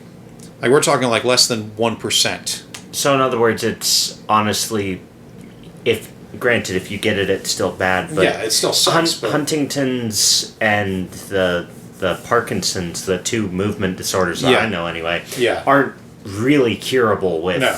But this one can be corrected with physical therapy. Yeah, the other You two can't Yeah, really be. like I mean, you know, to borrow a sports term, you can literally walk it off. You know, it's not it's gonna Yeah. suck, but it can be handled. Yeah. It's very rare. It can be corrected with physical therapy. In most cases, it just goes away. Oh. Yeah. Again, very rare side effect. Just like when Candace supposedly experienced seizures due to the Gardasil vaccine. As for childhood cancers, vaccines were never the culprit. The 1980s did see a massive spike in childhood cancer rates being reported, with a 37% increase overall. But the causes were largely environmental. A lot of it was credibly attributed to secondhand smoke, pesticide use, and radiation. But interestingly enough, not from 3 Mile Island,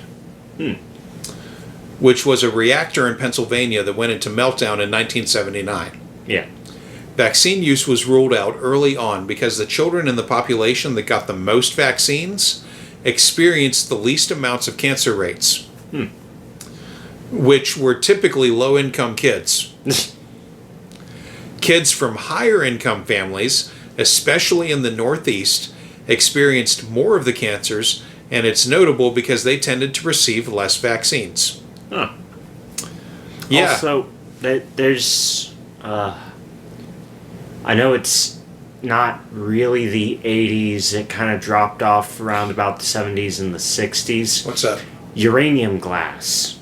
Oh, yeah. Which I swear every goddamn uranium glass seller and owner that I've talked to, they all go, oh yeah, there's not enough radiation in it to kill you. And I'm like, so there's still radiation in it? Yeah. Oh, yeah. Oh yeah, there's still radiation in it, but it's fine. You just put it in a glass display case and it'll be okay. That's not how radiation works.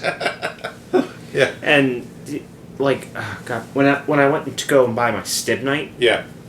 I had a guy like, oh yeah, we have a deadlier rock here. We have some uranium. If you want to take a look at that, I'm like, no, thank you. I'm not chancing it with that. And he's like, it's perfectly harmless. I have a rock of it in a room like 3 doors down from my room, and I'm like, why is it 3 doors down from your bedroom? Yeah. If it's so harmless, why don't you have that right on your desk? Why isn't it your nightlight, buddy? Yeah. Yeah. But I mean, it's why aren't you just lighting up a room with it? Like, you can just put it up in a corner, and you can save on your power bill. yeah. Yeah. Jackass. Well, there's the uranium. Fucking jackass. Trying to make a sale. Anything to make a fucking sale. There's the uranium glass, and then I don't remember what the time period set was, but I remember at least hearing, probably not even true, but we did a solar system wide rotation through where a dead star was supposed to be. Huh. And they said they found a new kind of radiation on Earth, and they could only attribute it to something that would come off of something like the sun.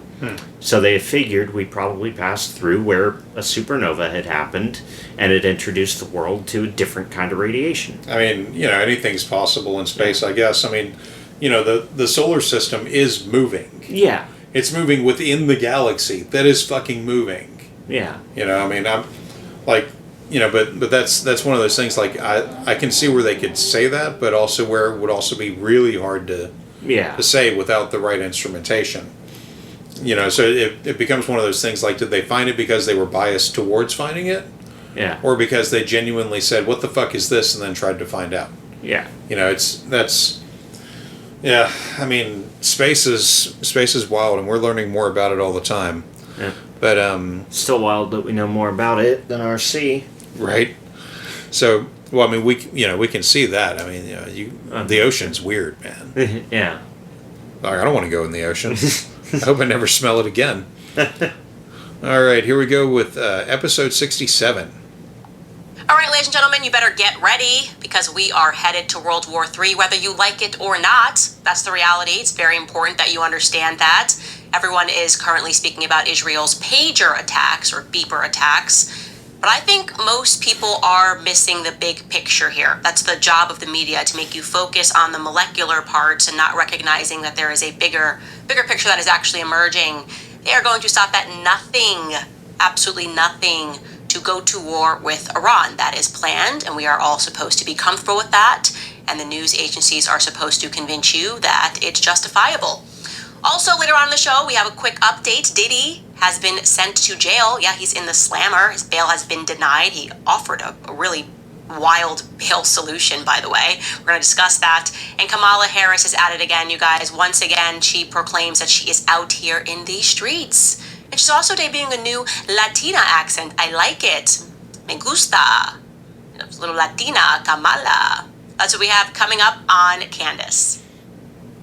Yeah, so from the top of this one, again, we're definitely going to skip a lot of this. And I think y'all probably understand why at this point. All right, so I don't think you could have plausibly missed this in the news. Everybody is discussing it, and it's actually really important that you comprehend what is happening. Now, of course, the headline is that pagers exploded across Lebanon yesterday, killing at least 12 people, including 2 children, and injuring about, the estimates are 2,800 people in an attack that allegedly targeted the militant group Hezbollah. Now I'm going to show you the map here of the explosions, just so you can see where they were all across Lebanon, so quite a large area. And what we're being told right now in the press is that Hezbollah bought the pagers months ago. And at some point, Israel interfered on that supply chain and was able to put explosives inside of the pager. So they were able to send a signal, and then all of these explosions took place across Lebanon. I'm going to show you one of them, one of the videos of this, which emerged taking place in a grocery store in Beirut. Take a look at this. Yeah, I'm not playing that audio. Candace showed the video on her show on Rumble. It is disturbing, but as I write this, several days have passed since this event, and the story now about the pager bombs is that Israel has not claimed responsibility for the attacks, but everyone in media is pointing the finger at them for it. Candace goes on with it. Just on the ground here, in case you're listening to this on audio, you basically just have a guy that's buying some fruit in a grocery store next to some people, and then it looks like his pocket explodes. Presumably he had a pager in his bag, and it completely exploded. And there were kids in the area. You see people obviously trying to protect the children, not sure what exactly it is that is happening. So you can imagine that took place about 3,000 times all across the country, which led to tons of confusion, a lot of people being rushed to the emergency room. Also, what we're finding out is that it wasn't just contained to injuries of people that were Lebanese, but Iran's ambassador to Lebanon, a man named Motaba Amini, lost one eye and severely injured his other eye when the pager that he was carrying exploded in a simultaneous wave of blasts. Now, it is, as I said, believed that they were able to intercept these pages somewhere in the supply chain before Hezbollah got to them and rigged them. It's being alleged that they thought they were buying these Taiwan-based gold Apollo pagers, but what actually happened was there was a Hungary-based consulting firm that somehow got involved, and they licensed the technology. So they were able to put the name of the technology, so they were purporting to be selling this product, but it wasn't actually Taiwanese based.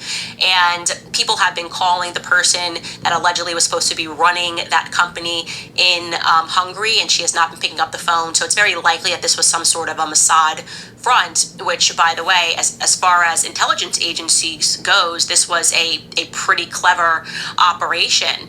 And you can imagine that it is sending a shiver down a lot of people's spines today. You would think that the first thing that the media in the West would be asking is, are we vulnerable to this sort of an attack? That should have been the first question. I was very surprised to see people, what, yay, amazing, go, go, go. And I really do believe, and I tweeted this, that Americans, we have suffered from privilege, which is to say that because we don't have any memory of fighting a war on our soil. We just don't think it could ever happen here. And so we speak about war like it's a football game overseas, right? Like we're just literally rooting for one side or rooting for the other. We don't think about the severe ramifications. We don't think about the fact, okay, well, what if we're at war with Israel? That's why I hate when people say the stupid statement like, they'll forever be our friend and ally. You should never say this about any country. If you are a sovereign nation, you can never make the claim that any country, whether it is the UK, whether it is any of the countries that we have been for, France, I would never say France will forever be our friend and ally. That's a foolish statement to make if you are a sovereign nation, because the reality is that any country can become a foreign adversary, and we are looking at something, a type of attack that we haven't seen before, right? We're talking about interrupting a supply chain and causing technological devices to explode. And it didn't just end, by the way. It's still ongoing. It wasn't just yesterday that this took place. On Wednesday, they caused walkie-talkies to also explode across Lebanon, detonating a fresh wave of explosions across the country. Now, preliminary information suggests that there were between 15 and 20 explosions in the southern suburbs of Beirut, and a further 15 to 20 blasts in southern Lebanon. And one of these explosions took place at a funeral. It's very clear that they were able to hit their targets, Hezbollah operatives, because at this particular funeral, I believe it was 4 Hezbollah operatives that were being buried, and then walkie-talkies began going off, or at least one walkie-talkie, and the explosion was bigger than the explosion was for the pagers the day before. We have some footage of that I'm going to show you. Well, of course, it was bigger. There's more room in a walkie-talkie to shove a bomb in. Yeah. Well, I'm not playing that audio either. This is a rare clip where I don't have much to push back on. She's getting the basics right. The death toll on these attacks would shake out to just 12 people being immediately killed, with thousands injured. Many of the people killed and harmed were basically serving in the Hezbollah civilian force, and many of those were medical professionals. So those bombs went off and harmed patients and whoever was around the devices. Just random people. This is terrorism. While Israel is not taking blame for it, their military leaders have openly praised their intel and tech teams a lot over the last week. I'm fairly certain that this is a war crime, and last I checked it was being investigated as one. It is a war crime.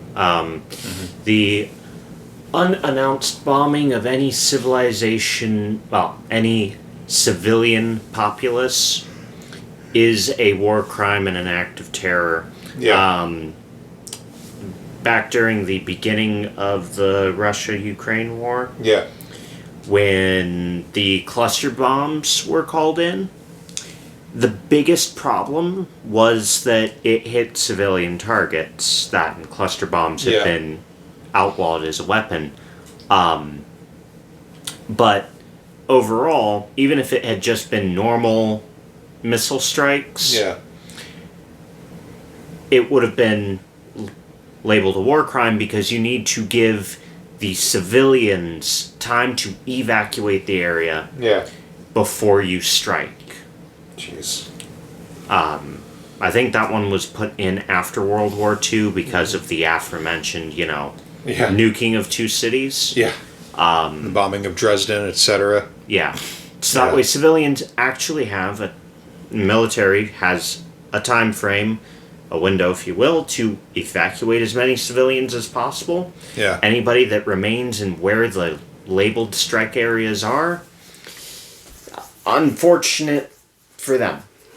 Yeah. But, no. Something like that where it's unannounced, it is a war crime. Yeah. Whoever committed it will be tried as such if they're caught. Yeah. Well, we'll see. Next up.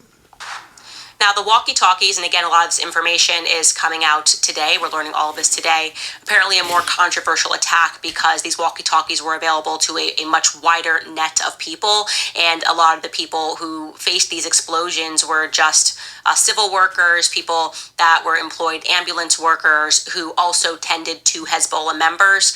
More will come out in the future, so I think this is one of those cases where it doesn't pay to be the first one to comment on it. Again, we will receive more information as time goes on. Now, the U.S. is saying that they have absolutely no idea anything about this attack. They had no indication it was going to take place. Anthony Blinken said as much, and I just find that to be incredible. I just don't see how you can send billions and billions of dollars to a country and be supplying them the money to do these sorts of things and then be able at the same time to completely detach yourself from whatever it is that country is doing. But we see that over and over again when it comes to the special relationship between America and Israel.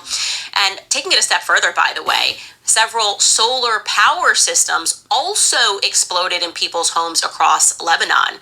And that's at least according to the National News Agency. So we are talking about a full tech attack that is going on. And people are asking the question, is this fair? Is this fair, or are we seeing a new kind of a terrorist attack that is laying the groundwork for future attacks that we had never considered? Like, are we vulnerable with our iPhones? Probably not. No. So the solar power thing may be unrelated. That is being investigated, but it's unlikely. As for other consumer devices like iPhones, those are also unlikely to be turned into weapons. But Candace isn't about to let an opportunity slip by her, though. We are so far removed from war here that we speak about it like we're playing a video game, and that sort of a thing needs to actually stop. I mean, some people found this so funny, by the way. You know, the account Awesome Jew, the one that led to the mass reporting of my YouTube channel that wanted me to be censored, a total radical Zionist, totally a deranged individual who does, in fact, celebrate death and for whatever reason is allowed to have this account and target individuals who call this sort of stuff out. Look what this Awesome Jew tweeted about this attack. I'm going to show you this back forth. Tweets at Representative Thomas Massey, who in Congress is just I think, a stalwart. He has been very strong on his opinions. He does not vote for a single dollar to go overseas, doesn't matter what country it is, forever. He has a very consistent voting record. A Awesome Jew hates him because that would include, of course, not sending money to Israel, and they tweeted to Rep. Thomas Massey. Thomas Massey is reportedly seeking a new method of communication with his Iranian handlers as he is afraid to use his Iranian beeper after today's events. Someone replied to him and wrote, "Did his wife have a pager? I'm just asking questions here." And Awesome Jew responded with a laughing emoji. Now, to be clear, in case you don't remember this, Thomas Massey's wife passed away tragically. I believe it was last month. It might have been the month before. This was his high school sweetheart. Unbelievably sad this took place. But because he doesn't believe in sending money overseas ever until we fix American issues, this is something for them to mock and wonder if his wife died from a pager. Truly sickening response. Now, Edward Snowden, obviously a very big name, a brave American who literally risked his life and fundamentally changed his life because he's now still having to hide in Russia. Okay, so Snowden is a bit of a mixed bag. While he spoke publicly about the system at the time known as PRISM, which from the information I could find, PRISM was definitely a dead program by 2019, but it may have been killed off sooner. Anyway, PRISM was too unwieldy to be useful. And having as much data as it had at the time, it would have taken a quantum computer in theory, working a very advanced large language model, to make it worth anything. Neither of those existed in 2019, and they still don't exist in that capacity today. It's actually easier for the NSA and any other alphabet agency to make official requests for information they need. I have known a couple of people that worked around Snowden at the time he was gathering intel, and they had nothing nice to say about him, especially when his actions caused havoc in their offices and their lives. He is seen as a hero still among people in the hacker world, but I've never held him in high esteem, due mostly from having a smidge of inside information on him. People like Candace Owens see him as some sort of a hero, but I wonder how often she pushes against the basic facts that Snowden and Julian Assange could have been pardoned for their actions by Trump at any time, but they weren't. Ultimately, I don't care much for Snowden's opinion on anything. Also, She, a couple episodes back, Yeah. she was talking about how we need to, stay out of war and stay out of other countries. Hi, Squish. Get ya. Yep. Stay out of other countries, wars and stuff. Yeah. Yet, Yep. yet she's getting real involved in the war stuff and, really saying that, we gotta put a stop to it. Yeah. Like, With the kind of we the American people have to put a stop to this other foreign country's war, but we shouldn't be investing our money into any war assets because, yeah. war's bad. War's bad, okay? Yeah. Like drugs. Drugs are bad, okay? Okay. Yeah. Yeah. Next up.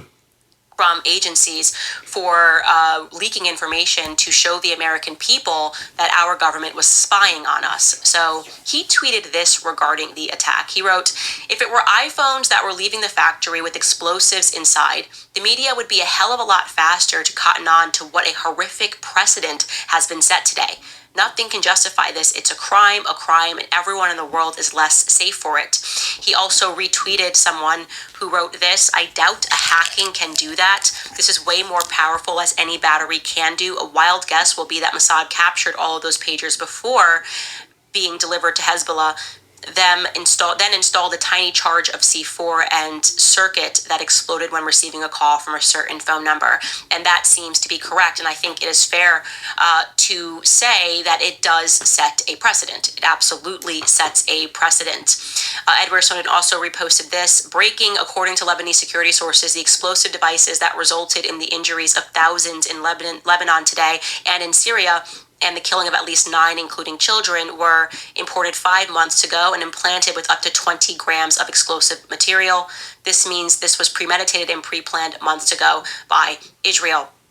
So what are your thoughts on that? What are your thoughts, aside from wondering whether or not you should have a device in front of you, like I have this computer in front of me, or whether or not your phone could be turned into a weapon, which could potentially kill you? Well, I'll give you my thoughts. All of this is a show. Okay, it is truly and honestly a show, and I want to jog your memory of the very honest reasons why we are seeing so much war chatter taking place right now. You're not going to like the person that I'm going to present to you, who I believe told the American people the truth. And on this, I'm not saying his entire interview was truthful, but I am saying that Vladimir Putin, when he sat down with Tucker Carlson, did deliver us some hard facts about the world and the state of things. Your gut is telling you that what's going on in Ukraine and what's going on in Israel and all of this, Iran's trying to kill President Trump. Your gut is telling you that you're not getting the full truth. What is actually happening right now? Why does it seem like the elites are desperate for World War III? Well, this is what Vladimir Putin had to say to Tucker Carlson months ago. Take a listen. Yeah, the Tucker and Putin clip, which I'm not playing, kind of sucks. For one thing, the audio is bad. Putin's translator is worse than the one was for her interview with Poussard. It's very robotic. "Hello, how are you?" That kind of shit. Oh, so it's not an actual person translating. Like imagine if, like if it had to describe like, "Oh my God, you got shot. Oh, now I have been shot. Oh, I am bleeding out." It's that like flat. I feel like Stephen Hawking had a better one. Yeah, he did. Yeah, yeah. But yeah, second, it's just him talking about the coalition that Russia has with other countries like Iran. And honestly, I find the man less credible than Trump. Anyone that wants to find that interview can do so easily. I'm not playing it here. Anyway, it's also fucking boring. And it goes on for nearly 2 minutes. But Putin's most bullshit point he has said in recent times, and from that interview, is that he doesn't talk to the President of the United States no matter who is at the desk. He said before that he only engages with the CIA, which is untrue, as he had 5 in-person meetings with Trump, and they spoke on the phone at least 9 times. So I don't buy anything this douche canoe has to say. Moving on and skipping past all the pro-Putin material takes about 10 minutes off of the show. She goes on to talk about Diddy more. Again, I see no reason right now to engage with it because he is obviously a terrible person and the justice system is working him over as he deserves. But Candace does say something worth pushing back on, as distasteful as I find to even bring it up. Again, he is innocent until proven guilty, but we're going to continue to follow this case because I think there are some wide-reaching implications here. And I personally believe, on the basis of what I have seen, that feds are involved in this and that they are going to do everything that they can to protect Diddy, just like they did with Jeffrey Epstein, which many people do not believe that he's even dead. They think that they took him out and maybe he got some plastic surgery and is living in a different country. That's a plausibility. Or he was quite literally just killed in his cell. But I don't think there's really anybody who believes that Jeffrey Epstein actually killed himself in prison and was not killed because of the secrets that he held. So we're going to continue to follow this case and keep you updated. Okay. So I've been holding back on Epstein bullshit for a while. Some stuff I knew, but I had to look it up to be certain. For one, I do believe that he is dead, and the circumstances regarding his death are an open question. So I'm sure everyone listening to this is familiar with the basics about Jeffrey Epstein being a guy that ran child sex trafficking as a way to get damning information on powerful people. But in 2008, he was caught in Florida, and he was offered a sweetheart deal where he was only charged with 1 count of setting up a kid to be a child prostitute. He was ordered to pay restitution to any other victims that came forward, but potential victims weren't notified of this. The person that offered him the deal would go on to become Secretary of Labor under Trump. Yeah. He justified the deal he made Epstein initially that allowed Epstein to avoid prison in 2008 because he was afraid that Epstein would be acquitted in a trial. It wasn't going to be a slam dunk, so he offered a deal. Anyway, it all came out during his time of Secretary of Labor that he had done all of this because Epstein had made the rounds in the news and people started digging through past legal files. Interestingly, during his time in office, Acosta, which is the name of the douchebag, sought to make budget cuts to the Labor Affairs Bureau, which combats human trafficking and forced labor. So, he was an asshole that sought through policy changes and measures to make people like Epstein operate more legally, technically. Anyway, had he actually sought out Epstein's victims and done due diligence, Epstein would have been in prison in 2008. But plenty has been said since regarding Epstein's ties to Trump. I just wanted to put the other stuff out there. Moving on, Candace has a new crusade. Appropriate since she is a neo-fascist Catholic, and it has to do with some pretty disgusting bad takes on Harris's family legacy. But here's Candace, and a word of warning, this clip is almost 7 minutes long. I thought about cutting it, but it needs to be heard in its awful entirety. So Kamala Harris is back on these streets. It's amazing. I am just disappointed in Black America. Any Black person who is applauding this and just keeps, I don't know, it's like just watching the same show over and over and over again on loop, just changing out the characters, but the plot line never changes, right? The script never changes. You just find a candidate, get her to say a couple of things that I guess sound hip, and Black America goes, this is our candidate, this is our candidate. Let me just say, Black men seem to be waking up to this nonsense a little quicker than Black women are, and there are a lot of Black women who are not here for the Kamala Harris fake Black woman. Her dad is Indian as well. Her mom is Indian, but her dad lived in Jamaica, so she's just purporting to be black. Anyways, Kamala sat down yesterday with the National Association of Black Journalists. To jog your memory, they were the ones that gave that super hostile interview to Trump, wouldn't let him get a word in edgewise or painting him as a monster. Of course, did the exact opposite. Softball interview for Kamala Harris. It was exactly what you would expect, a totally hot air interview. But it is impressive how much she struggles to answer a question because she's completely full of it, right? I mean, she means nothing. She flip-flops on things.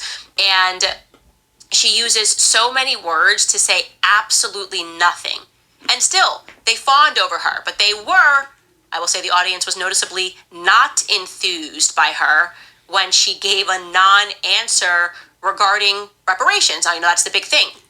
Are you gonna executively sign off on reparations for Black Americans? Because they always do the song and dance for Black Americans. I get in office, you're gonna get paid because you were not slaves and we were not slave owners, but everyone's gonna have to pay for what happened a long time ago. It's completely nonsensical. Again, it's just meant to be a bait. And then as soon as they get into office, they don't do anything that they promised. It's all about just like emotionally engineering Black Americans to constantly think Democrats are their saviors. It's been like 70 years of this nonsense, and they've never delivered on a single promise. But whatever, we still got to pretend they're going to, because she says that she's in these streets a lot. Anyways, here she is when somebody pushes her, wondering if she's going to sign an executive order on reparations. Take a listen. Jackson Lee's signature bill, one of a few, was H.R. 40, which would create a commission to study the history of U.S. slavery and study the issue of reparations. Would you, as president, take executive action to create this commission, or do you believe that it should happen in Congress? Well, first of all, as you mentioned, Sheila Jackson Lee, she was an extraordinary leader who we just recently lost, and she was a friend and a real champion for so many issues. So I feel compelled to say that about her. On the issue of what we need to do going forward, look, first of all, we just need to speak truth about history, in spite of the fact that some people would try and erase history and try and teach our children otherwise. We need to speak truth about the generational impact of our history, in terms of the generational impact of slavery, the generational impact of redlining, of Jim Crow law. I could go on and on and on.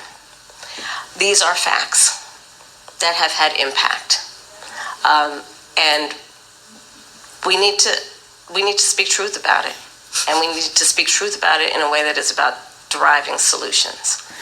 And frankly, I think that we, and part of that is studying it to figure out exactly what we need to do. But part of what we can do right now is, for example, what I'm talking about in terms of building an opportunity economy, which is addressing explicitly the obstacles that historically and currently exist and dealing with them. Student loan debt, medical debt, bias in home appraisals. What we need to do in terms of dealing with an issue that I have championed for years, Black maternal mortality, which is the fact that Black women are 3 to 4 times more likely to die in connection with childbirth than other women. And we know that the reasons for that include disparities that pre-exist her pregnancy, including disparities that exist in the system during her pregnancy. So all of those things must be addressed. Okay, that wasn't even like a DC dip and twirl. That was like a DC dip, twirl, Cotton Eye Joe, do the splits, a couple of somersaults. I mean, she didn't answer the question at all. It was a yes or no question. Like, hey, are you going to use your office to sign an executive order to give us those reparations that you've been speaking out for a very long time? And I mean, this woman just went everywhere. First we need to talk about the history. We need to talk about the facts. And the facts are, there's a lot of history. And the history is that there are a lot of facts. And the facts are that Black Americans have been... childbirth. Did I mention childbirth? Did I mention everything but the reparations question that you just asked me? Because if you give me 5 more minutes, I'm going to make sure that I mention everything except for the answer to the question that you just asked me. But I'm going to nod like this and keep saying facts and keep saying truth. Did I mention truth? And I'm going to keep saying history. And hopefully you will just applaud whatever it is that I say, because I would like to remind you that I am darker than Donald J. Trump, and that should be all that matters. Give me your vote. That's Kamala Harris in a nutshell. She never answers a single question. She doesn't even comprehend anything. I don't even think she understands what her capabilities would be if she were elected to the president of the United States. And so she feeds people BS, and to be honest, that audience deserves the BS that she feeds them. I'm sorry, if you are literally going to watch them stage a coup against Joe Biden and watch her just be inserted as their candidate and applaud it and pretend that she's like the Martin Luther King Jr. character, if that's truly the narrative that you're going to accept that quickly, then you deserve it. I'm okay with this. I'm okay with her BSing people that consistently fall for BS. By the way, it gets even better because she then did this thing. It's an amazing little Spanish accent because she sat down with the Congressional Hispanic Caucus at their leadership event. That was today. I just want you to hear this little accent. Yeah, I'm not playing that part. So, I suspect that this will shock no one. Candace lied her ass off. I'm including the link to the full interview that clip was from in the show notes. It was a very good interview for Harris.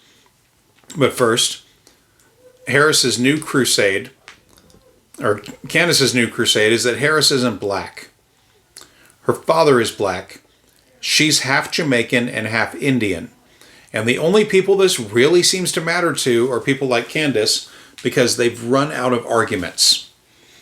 In this interview, Harris talks about her plan to end the Gaza genocide, provide startup help to small businesses, provide for child care costs and elder care costs, and yes, she actually does answer the reparations question beyond the clip that Candace played. The interview panel let her speak, but they didn't let up on letting her be a politician. I could almost thank Candace for obviously bullshitting this one, because I looked up the full thing and watched it, and I encourage everyone else to do so as well. In that regard, I'll be including the link on the free episodes too this week. Candace goes on to be gross about Harris talking to the Latinx group, and I'm not playing it. Candace goes on to defend how she fat shames people, as she takes credit for saying shaming stuff about Lizzo and others. We have other more important stuff to deal with, so we're moving past that onto the next episode because she just goes into the comments section after that, and it's pretty much just her getting kissed on. Moving on to episode 68. All right, happy Thursday. And step aside, Zios. I am back on YouTube. Yeah, I know somewhere right now Rabbi Shmuley is crying his eyes out. Actually, what he's doing right now is selling butt plugs, literally, and using my name on X. But here is the lesson. You can't stop me because my followers are built different. The whole she's unhinged bit did not work for them. Now we're trying the financial terrorism bit. That doesn't seem to be working. And there's also something that I've noticed, okay? So virtually every person that the media insists on telling us is crazy. I mean, I'm talking about from Michael Jackson to Kanye to Tom Cruise at one point. Well, their words are aging very well. I'm going to take you guys through some incredible clips of unhinged people from yesteryear. And like I said, they are aging like fine wine. On that note, by the way, Hayden Panettiere, remember that sweet little girl from Remember the Titans? Oh my God, look at her. She was so cute. Such a great little actress. Never ends well for a lot of these young child actresses. She's trending right now. People are enraged that People magazine published an interview that they recently did with her. And I'm going to let you guys be the judge of who is in the wrong. Plus, we have a small update for you regarding Lebanon. Some people have come forward to say that the American University in Beirut, they were asked to turn in their pagers for an upgrade, meaning that maybe they got a warning that those pagers were going to explode. We're going to discuss those rumors and plus more ridiculous anti-Iran propaganda to convince us that the war that the elites have already planned in their boardroom is completely justified. All that coming up on Candace. Yeah. Okay, so just a funny thought that came to mind with the butt plugs. Mm-hmm. She mentioned that Rabbi Shmuley is selling butt plugs. That's one of the many items that they sell out of kosher sex, yes. I know it's... Shove it up your ass, it's kosher. I mean, you can't hate on me. He's at least an honest businessman. Yeah. But the butt plugs, my brain. It took my brain a second to hear her say that he's selling butt plugs and using my name on X. That pause. Yeah. And there was like, wait, is he selling Candace Owens butt plugs?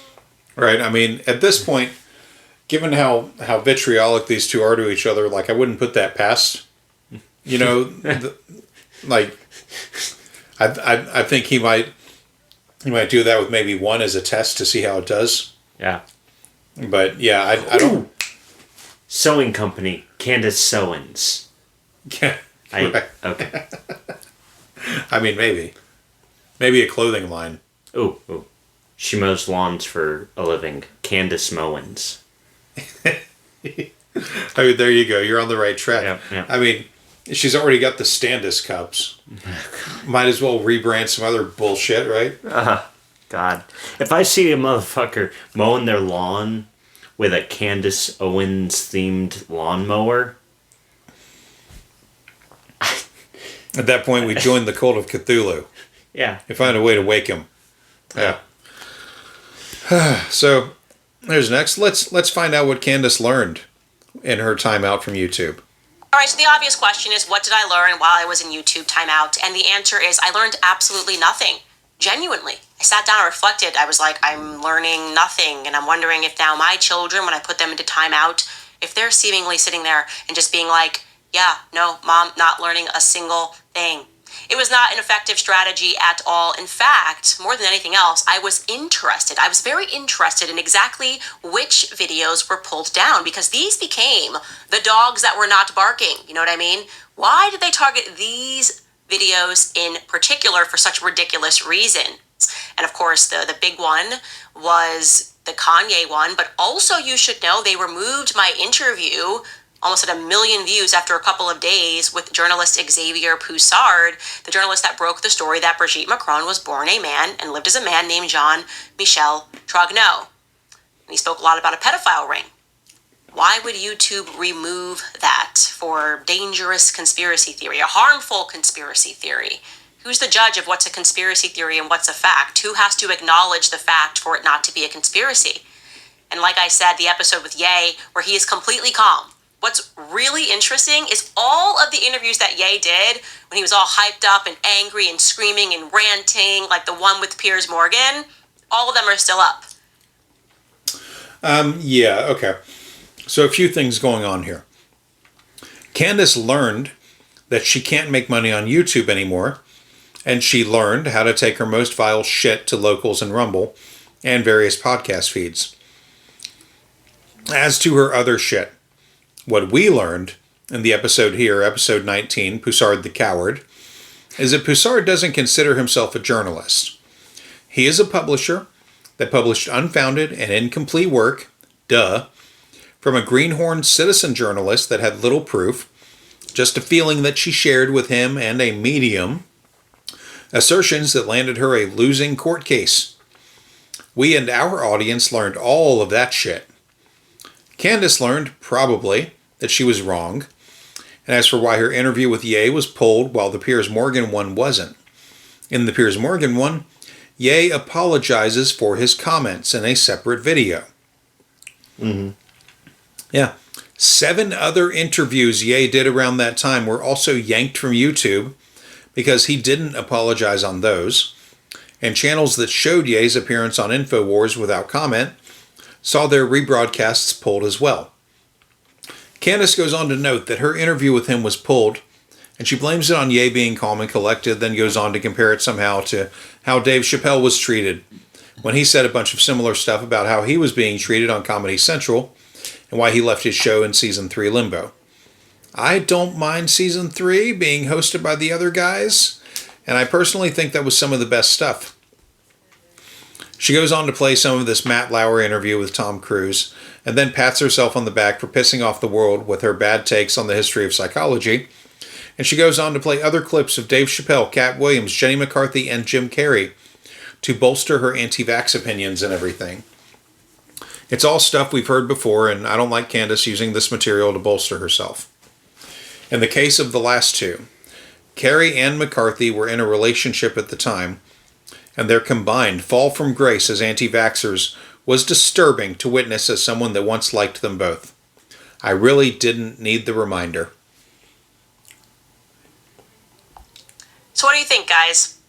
What do you think? Do you think all of these celebrities truly are, and I want you to go back and find these articles, are crazy?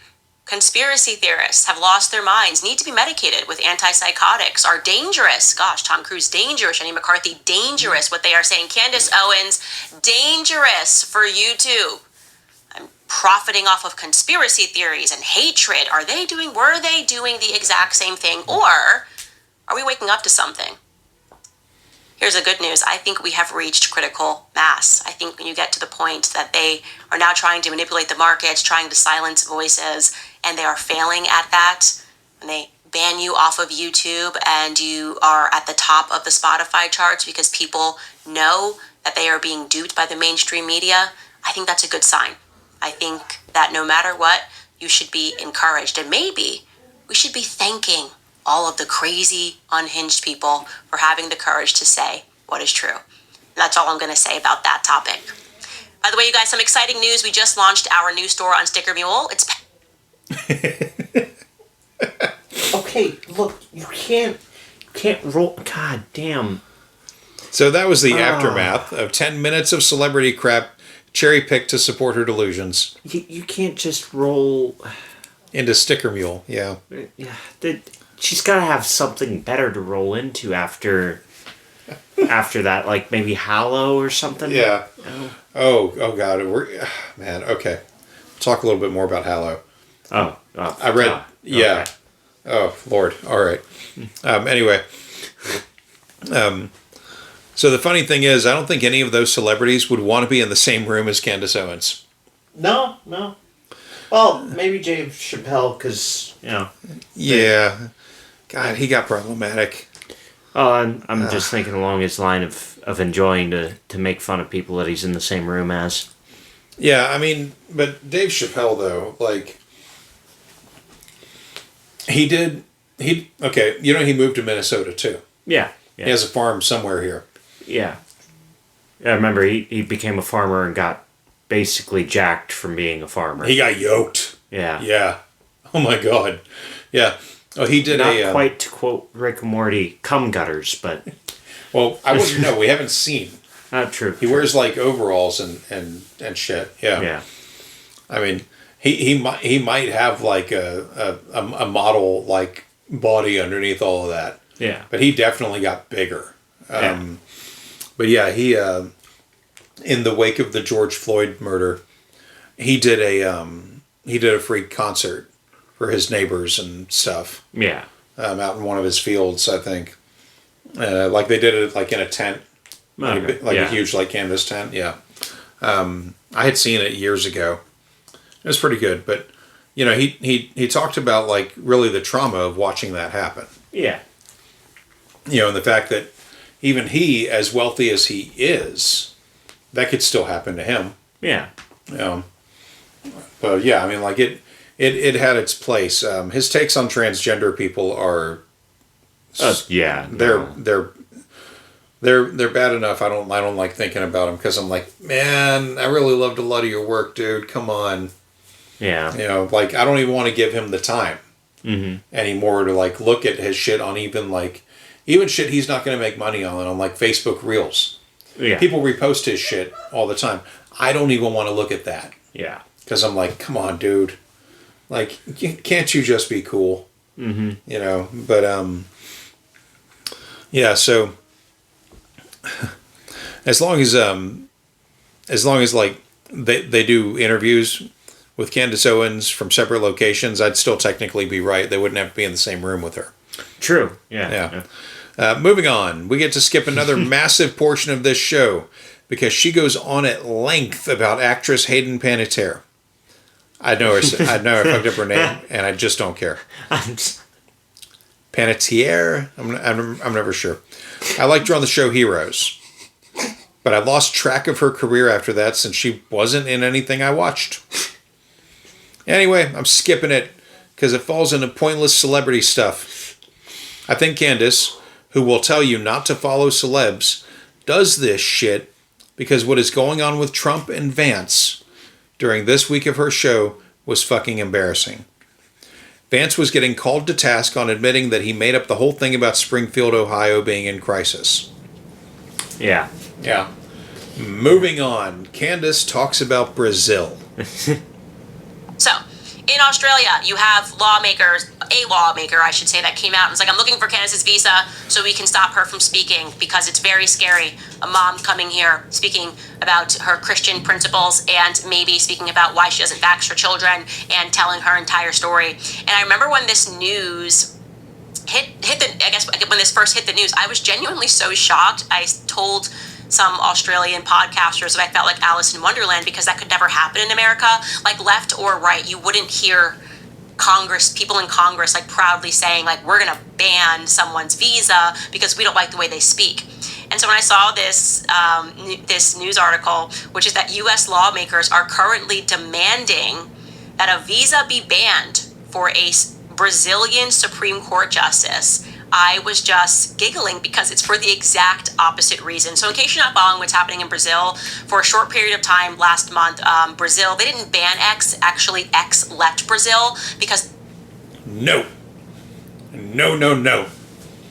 Brazil banned Twitter. Okay. Fuck off, Elon. They banned Twitter because Twitter failed to appoint a legal representative in the country and refused to remove accounts accused of spreading disinformation. Despite the ban, Twitter became accessible by third-party cloud services after an update. It is still technically banned, and Twitter is facing severe fines for non-compliance with local laws. The Supreme Court of Brazil made the call, and that has resulted in action from several of our own idiots, all of them Republicans, half of them from Florida. I'll let Candace explain. The government was insisting on being able to censor. And Elon Musk said, I'm not playing this game. I don't believe in this. I believe in freedom of speech. Very similar to what Pavel Durov did on Telegram. You have these people who are saying, listen, I would rather walk away and pull my tech away entirely than to censor speech or even to contour speech, trying to insist that only certain narratives hit the internet. At that point, when you lose freedom of speech, you have lost your freedom of society. That is the reality. That is why I was so shocked and outraged by the idea of Australia saying we'd ban your visa simply because we don't like what you have to say. Well, in Brazil, the people that are behind this are a lot of people, but one of them is a Supreme Court Chief Justice, Alexander de Moraes. And so our lawmakers, our conservative lawmakers, Rick Scott from Florida, Carlos Jimenez from Florida, Christopher Smith from New Jersey, and Rich McCormick, as well as Maria Elvira Salazar, wrote a letter to Secretary Blinken. And they wrote in this letter, we write to express our deep concern over the alarming suppression of free speech being orchestrated by the Brazilian Supreme Court under the leadership of Chief Justice Alexander de Moraes. Chief Justice has a well-documented history of curbing free speech, particularly against individuals and groups with conservative political views. His latest actions represent a culmination of a broader pattern of judicial overreach. And so what they are asking, they write this in a letter, therefore, we respectfully urge you to deny any application for United States visas or admissions to the United States, including revoking any existing visas, for Chief Justice Alexander de Moraes and other members of the Brazilian Supreme Court complicit in these undemocratic practices. Yes, America. If you guys are watching overseas, you want to know why we're like, rah, rah, rah, America, USA, USA. This is why, right? This is just such a fine moment. Like when our lawmakers speak out and they say we want to ban someone's visa, it's because that individual doesn't believe in free speech. Not the opposite way. Not because we don't like the speech. And like I said, unimaginable. I was super happy to see this, and I just was like, I just love this stuff. It makes me feel so proud to be an American and to sadly recognize that I would think that there were so many things that we had in common with the Aussies, and we do, by the way. The Australian people have been like gang about everything and saying how wrong it is, but to think that that has seeped into their government, quite alarming. Quite alarming. Anyways, I'm still waiting for my visa to be approved, and I will keep you guys posted on that application process. Also, if you're in Australia or New Zealand, there are very few tickets left. So if you want to see me live and see what it is your government is trying to censor, me and all of my mommy behavior, speaking to people and telling them about the values that I believe in, democracy and free speech, head to CandaceLive.com.au and you can get your tickets. Yeah, I went to that website. Yeah. But go ahead. I'm, well, fairly certain that she's too hard-leaning, right, Catholic to watch any form of pornography. She would know better than to Oh boy, we get to talk about pornography. But keep going. I feel like Excuse the phrase, but that's coming up. I feel like if she knew anything about that, she wouldn't use the phrasing, me and all of my mommy energy. Right. Because, that's its own thing. I didn't think about that. Yeah. It's great having somebody on the other side of teenage years. Right. But I'm no saint, goddammit. Yeah. But what was it? Right. Mommy energy.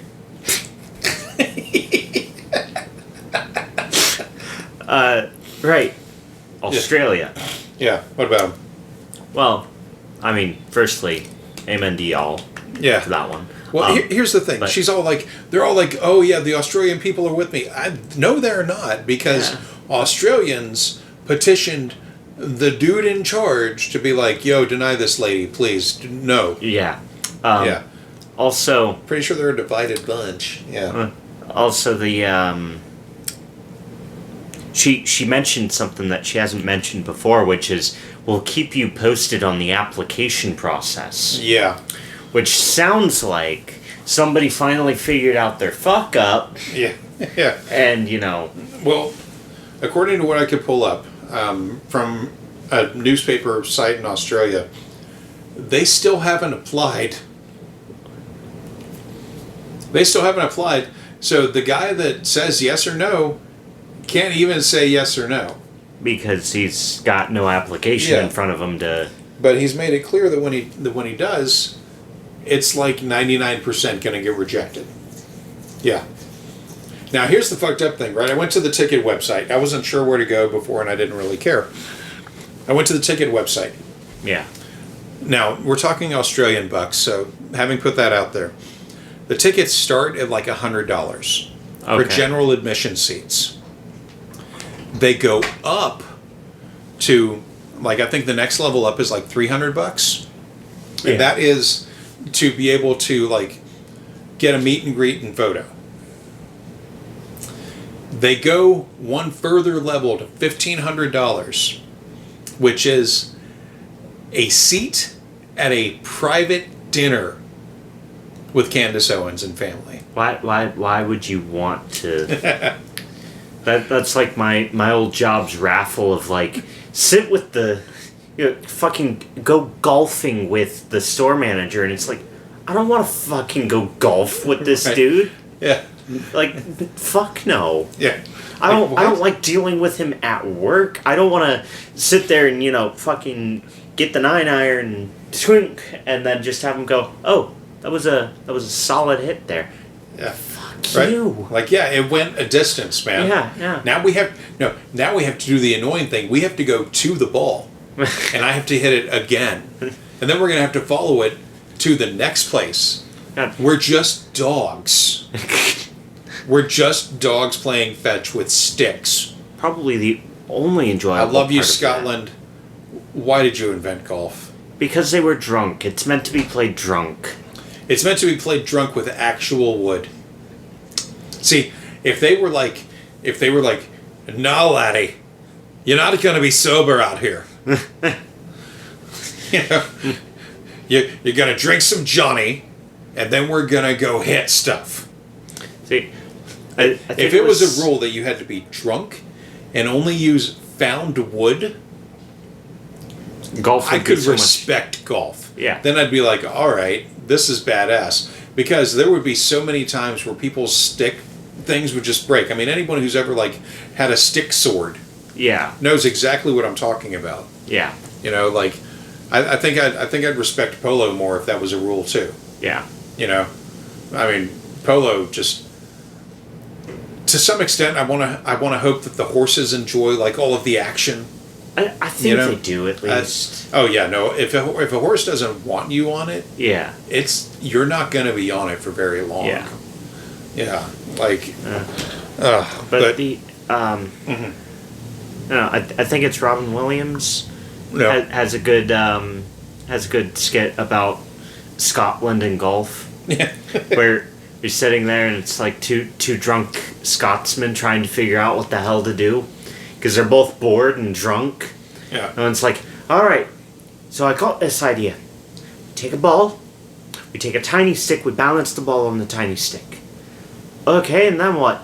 Well, we take an even bigger stick, and we use it to thwack the ball. Okay, and then what? And then we go and find the ball. And once we've found the ball, get this, we take that big stick again, and we thwack it again. Until it lands in a hair hole. And how do we measure points on this? I don't know. We'll name it after whatever birds we see on the way. That's fine. Goes along those lines anyway. Yeah. That's great. I hadn't heard that one before, but Yeah. fucking Robin Williams. That guy was such a treasure. Yeah. Oh man. So, as of right now, she is still under review, but the main authorities involved say they'll deny her visa. But she has insisted that she would go and do the tour anyway. So we'll see. I personally hope she goes for it and gets her ass deported. See what deportation is actually like. See what consequences are like. A person can dream. But now, it's time for World War III bullshit. I could just imagine being one of her team members, Yeah. having already actually gotten their visa through and everything, Yeah. and then just showing up and watching her get carted off and just go, bye, Candace, I'll see you in a couple weeks. I still got that wild, wacky hotel suite. Yeah. I think I'm going to throw a freak off. All that's in my suitcase is baby oil. You gonna hear about me. I'll see you later. You know, like, yeah. The room's being billed to you. By the way, I quit. Here we go. Right, guys, moving on. So we've been telling you how we're going to World War III. It's already been planned in a boardroom. Get on board, guys. That's what we're doing. It's like that Mean Girls thing. Like, get in the car. We're going shopping. Like, get in the car, guys. We're going to World War III. And it's so funny because the deep state, the intelligence agencies, which in reality what they try to do is just Operation Mockingbird, whatever they want us to think. Now they're just doing the Russia hysteria playbook from 2016. Russia, Russia's hacking us. The Trump campaign is colluding with Russia. Russia's doing this. Russia's interfering in our elections. Well, they're taking that exact same script and they're doing it for Iran. It's incredible. It's literally the exact same script. Like, it's like these people are just not even creative. They can't create a new movie. So, they were like, Iran tried to kill President Trump. Even before we had any details, the, neocons and the warmongers, the military-industrial class, the radical Zionists were doing videos like, this could be Iran. This could be Iran. Yeah, that guy the guy from Hawaii looks like he was really buddied up with Iran. What? Same thing when the first assassination attempt that Trump survived, the intelligence agency said, well, we had received some warnings from Iran. Oh yeah, because that kid on the roof with the long hair totally looked like he was gang with Iran. I mean, it's a nonsense. So Yeah, the only person saying that Iran was involved in the attempts on Trump's life is Trump. Mm-hmm. The intelligence agencies have denied it. Iran has, of course, denied it. But because the Orange Emperor was sent by God Almighty and can never, ever, under any circumstances be wrong, ever, Candace is saying that everyone is saying this. No, they are not. Trump and his toadies are saying this. yesterday, what was trending And people were just taking the bait on this. I don't know what to do with people anymore. They just take the bait so easily. It was trending that Iranian hackers, this is CNN, look, sent stolen Trump campaign information to people associated with Biden campaign. Iranian hackers sent this information. Oh my gosh, how could they? Over the summer to Joe Biden's campaign. That is what federal law enforcement officials said on Wednesday. And as we always know, our federal law enforcement officials never lie to us, except for always. Except the entire history of the FBI is them colluding to do awful things to the American people. In fact, it wouldn't be a far stretch if someone suggested that they were a domestic terrorist unit, given the history of the FBI. Like, you can't find even 5 years where the FBI wasn't corrupt. They've been their founding was corrupt. They've been corrupt, hacking Americans, threatening Americans. It's like legalizing a gang. That's kind of what happened with the FBI, but let me stop because before I end up on their list. What's so rich about this, what's so especially rich, is them claiming, first and foremost, why would Iran hack the Trump campaign to give it to the Biden campaign? That just, like, what information? That just feels so foolish. Like, give us more details here. So they're over there in Iran, and we're like, yeah, let's just hack the Trump email database, and like, oh, now we can see who they're emailing, and we're going to give that to Biden. What sense does that make? It just seems like a remarkable waste of time, but they're just giving anything to make the American people step into the simulation that the war that they already have planned with Iran is justifiable, because now 2 assassination attempts maybe are linked to Iran, and they can't tell us what that link is against Donald Trump, and now they're hacking his campaign. But I'm so... Yeah, they did this. Iran did hack into the emails of the Trump campaign and sent a dossier on J.D. Vance to the Biden campaign. The Biden campaign turned it over to the FBI immediately. So whatever she has to say about this, it did happen. But Iran isn't out there trying to kill Trump. If this was a state actor, they would have tried harder and probably succeeded. And Candace goes on to link the pager bombs we discussed earlier to American University in Beirut because people were asked to turn in their pagers. Anyway, the way the pager bombs and radio bombs worked, it was done traceably with Semtex elements, and Semtex is a type of C4 developed by Israel. This was all covered on an episode of It Could Happen Here, and it's worth hearing, and I'll be linking it in the show notes. Candace uses it as an example somehow to show that based on what Putin said, that we'll wind up going to war with Iran. I doubt it. What happens next is Candace explaining how the show works now, because she so desperately wants more money for responding to viewer comments. I am now going to get into your super chats. Now, YouTube, I am going to honor Rumble in this way. I have decided that I'm going to read your questions. Ooh, wow, I love that we are 22,000 live on YouTube. You guys, I love you, and make sure you share this video because YouTube will now begin throttling my content because I am still demonetized. I'm completely demonetized on YouTube. I can't make money here, blah, blah, blah, financial terrorism, we get it. I don't really care because I'm having too much fun. I love what I do, and I don't do this because I want to make money on YouTube. That was a nice bonus, but obviously I would rather simply tell the truth. Now, to honor Rumble and wanting to build that platform, we are going to do the question and answer segment every day on Rumble, but I will read your super chats, YouTubers, on Rumble. That link, if you want to catch that, just go into the description and you can find the Rumble link. Hit the Rumble link, subscribe on Rumble, and we're going to cut over. I'm seeing you guys in the YouTube chat. We're going to cut over to Rumble now and answer some of these questions. So I will see you, YouTube, tomorrow. I love you guys. 22,000 live is just absolutely amazing. All right. Yeah, she does this every episode since, without explaining it this fully. Just go to Rumble for the live chat. Candace seems to be having a problem with their anti-vax series, though. From the chat. Rachel Rose writes, I'm so glad you are back live. It's sad how parents are so brainwashed to get their kids vaccinated. God gave humans an innate immune system to protect them against disease and infection. Agreed. And the disease and the infection today is your government. So I'm a proud anti-vaxxer. I really am. I'm so proud of myself for being anti-vax. As I said to you guys, we might be delayed, by the way, in dropping the first couple of episodes. It's just a tech issue that we're having with the old files. We were going to drop those episodes of Shot in the Dark onto locals tomorrow. If it does not go up tomorrow, please just give us until the end of the weekend or early next week, because we're in the process of trying to locate or get the full package of those files. Nearly a week later, as I typed this out last night, I just looked it up. This is still not up. Jesus. Neither as a freebie or paid content on locals. She kept saying she was going to release the first 2 episodes as a freebie on locals. It's not available at fucking all. Now, I love the excuse that they're trying to find the files. Like, she said she was remaking the series previously because it had been on the Daily Wire. Maybe communication got crossed. Maybe her team couldn't pull it off. But whatever.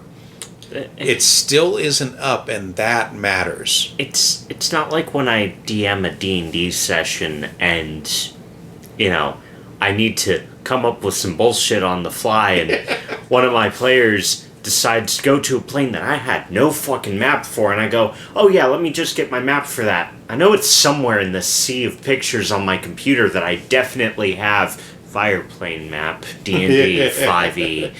Yeah, no, it's not like, well, I mean, it could be like that. It could just be some bullshit.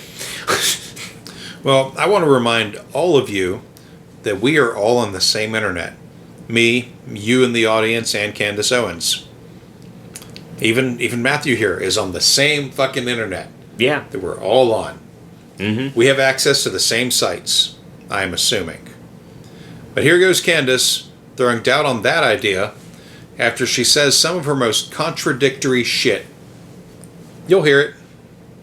Next person, Gideon, writes, sadly, free speech isn't free on social media. We love you, Candace. Nope, it is not free. But I'm, like I said, happy to be demonetized as long as I get to tell the truth. I'd like to get paid to lie. That ain't for me. That ain't the life that I want. XR40 writes, fact is that Cruz might be one of the least crazy people in Hollywood. Yeah.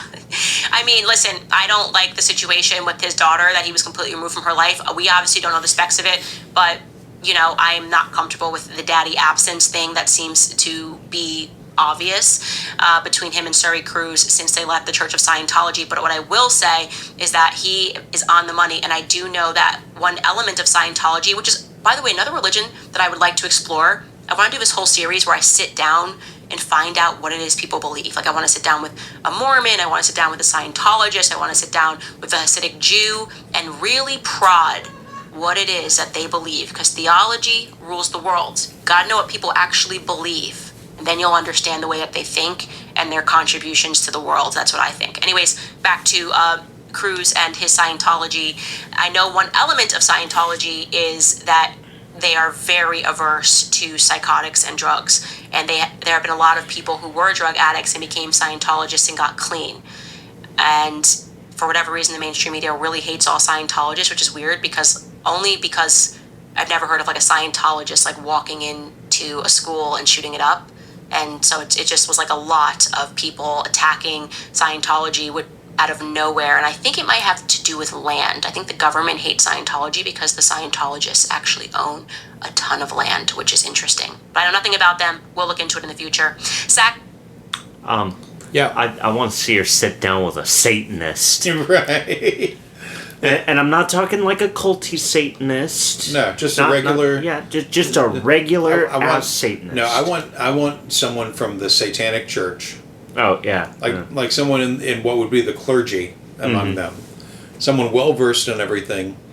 Yeah. See, what would happen with that, though? What would happen with that is what happened on InfoWars when Alex Jones had David Duke on. Okay. Or when Candace Owens had Norm Finkelstein on her old channel. Yeah.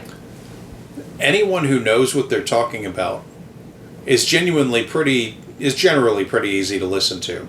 Particularly if they've got any kind of public speaking experience, and speaking as someone who has that, who has, has known how to engage a crowd, in front of me when I'm talking for years, which helped out immensely with waiting tables. But, as someone who learned that that art early on, I can tell you that there's a moment where, like, let's say I'm at, and I've mentioned before how I could sell specials at restaurants, but, one of the other gifts, kind of, that people in that line of work have when they're very good at it is being able to tell a group of people, let's say it's a 14 top, right? Being able to look at them, make eye contact with each one as you talk. So you're never really landing on anybody, but everybody feels seen. And you tell them how it's going to go. You set the tone of how it's going to go from the top, so they understand this person waiting on me is competent. Yeah. And I should listen to whatever he has to say. Mm-hmm. And usually it would always be something very simple like, okay, so what I'm going to do is I'm going to start taking orders one at a time. I will come up to you. I will ask you, what you want. Please know. If you don't know, I have no problem coming back around. I've already got your seat numbers here in my notebook. So let's just start with you. And you pick the person immediately to your left to make it easy so that when you go to ring in those fucking orders, the people helping you bring everything out have got the list. It all goes smoothly. At the same time, you tell people when everything comes out, hey guys, does anyone need anything? I'll go get it for you, but I'm not going to be back for about 15 minutes. Yeah. And you set the tone. And once they're all comfortable and taken care of, you refill those drinks. If anyone has oh, I'm sorry, I forgot to ask for ketchup, that's fine, ma'am, I'll bring you some ketchup. But you set the tone while you've got their attention. Yeah. And there's nothing quite like that feeling of knowing right now I own the moment. Mm-hmm. And I've experienced that, throughout my life. Like, I'll start telling a story about something that happened, and it's funny to watch people who were doing something stop what they're doing. Yeah. And start paying attention. And it's not even like I'm trying to gather a crowd. It's just when a person has that ability, it's not even like, for me anyway, it was never a power thing, but it's always like, you can kind of get away with saying anything in that moment. Yeah.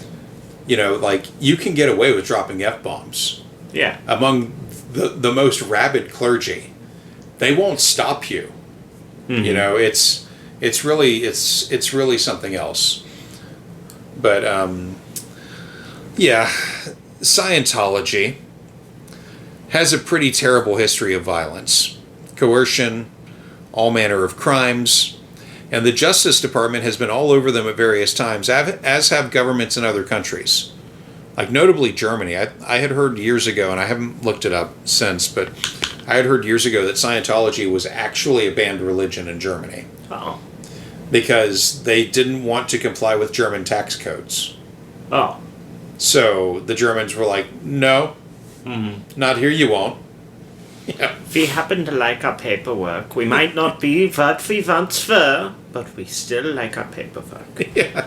Which, there's this guy that... the ultimate paperwork is cash. Yeah. It's paper that works. Yeah. There's this guy on YouTube, I don't remember the name of the channel, but he lives over in Germany. Yeah. But he was born American, and he moved over there with his wife. Yeah. Well, he's made videos of, all over the years that he spent in Germany. Yeah. And it's like getting used to the tram system in Germany, Yeah. Day one. What is all of these times and this price? What the hell is this? And then, enlisting for it, and it takes like fucking 6 months to get listed into the tram system. Yeah. But you get all of the tram's dates and times 3 weeks ahead of time. Oh, jeez. And you have to reserve your time 3 weeks ahead of time. Jeez. And so once you get used to it after that year, and you get used to all of the legal paperwork of being a German citizen, Yeah. most of them are just like, oh, it's time to re-up my thing again. and they have this stack of papers they go through. They're like, man, this is a lot of papers, but it makes the rest of the year go by so easy. Yeah. Because he can confidently walk down to the same tram at 3 p.m. every day, get on, sit in his seat, get to where he's going, get off, and be there on time every time. Well, It's weird how they turned their obsession with paperwork into actually a very efficient machine. right. Well, oh yeah. Well, getting back to what I was saying about like the whole crowd control thing, is that it's funny because anyone who knows what that feels like and what it feels like to help change someone's mind gently can watch. And if anyone wants to see it happen, I urge you to watch the old Candace interview if you can. Not sure how you would do that, but you can definitely listen to it. Her interview with Norman, with Norm or Norman, I don't remember now, but Finkelstein.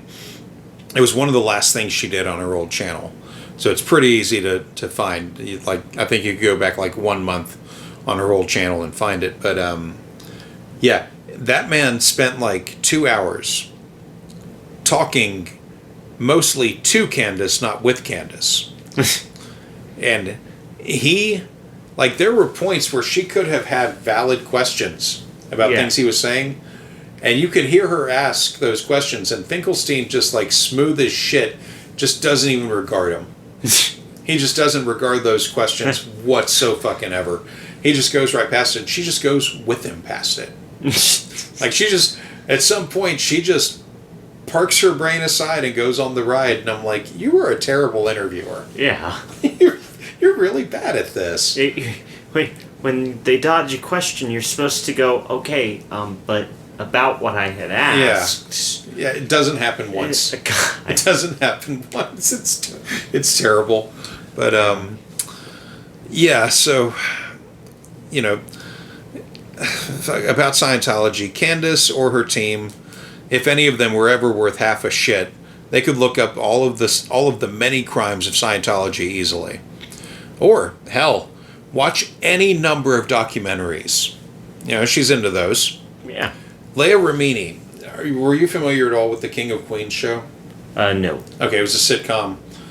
Kevin James starred in it, and his wife in the show was an actress named Leah Remini. Okay. Leah Remini went on to have a multi-season show about Scientology and why it sucks. Okay. Yeah, because she grew up in the church. Okay. Yeah. And when she had her break, it was hard, and the church couldn't come after her for anything. Well, that's good at least. Yeah, she I think they tried, and she's like, I don't care. I'm gonna keep talking. Mm-hmm. And just kept going. It's incredibly empowering for her. Anyway, on to the next and last episode. All right, happy Friday, ladies and gentlemen, but especially to men, because today is for you. I want to tell you guys why you absolutely must stop watching pornography, because it is so obviously a weapon of mass destruction, spiritual destruction, and blackmail, a tool for blackmail. So we have more coming out about Diddy, Kim Porter. People have long held the suspicion that he maybe killed her, plus some videos that are surfacing of Justin Bieber at a Diddy party, and they are horrific. I'm talking truly and utterly horrific. Plus, and appropriately or rather inappropriately, RFK Jr. is in the news for having carried on a sexting affair with a reporter at New York Magazine. And we have the Republican Lieutenant Governor of North Carolina, Mark Robinson, who has been unmasked as a frequent commenter on a porn website dating back to 2012. So lots to discuss. That's what we have coming up today on Candace. I just want to say, Uh-huh. for quite a vast set of pornographic material, does include tools and blackmail. Yeah. Males, anyway. Yeah. Yeah. Yeah. I mean, frequently, interracial is one of the hottest categories on Pornhub. Yeah. That is one of the highest rated categories on there. But yeah, this is going to be a short but fun ride. Like, Much like God, what? Oh man, what was her name? oh, God. There was one that was like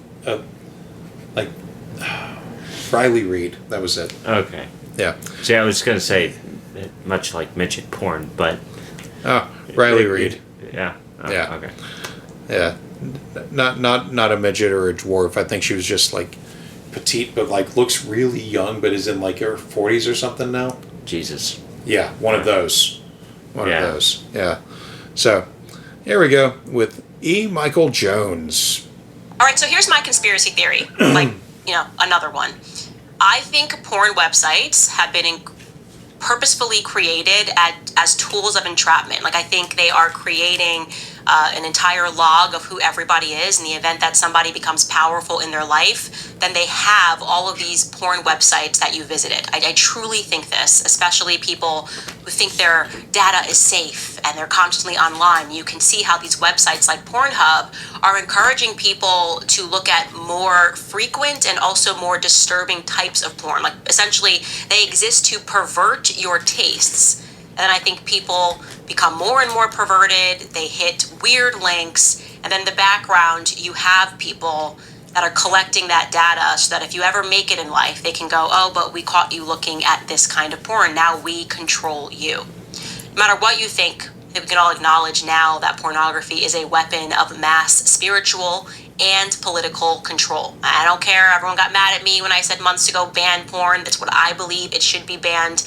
And I believe that because I've looked into the history of it. Here's the reality. You can quite literally become a slave to your sin.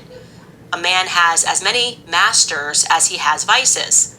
By the way, I wish I could take credit for that expression, but that actually came from St. Augustine in his book, City of God. He wrote, quote, "A good man, though a slave, is free, but a wicked man, though a king, is a slave, for he serves as many masters as he has vices." Think about that. If you have a vice and you think you're in control of that vice, you're really not. That vice is actually in control of you.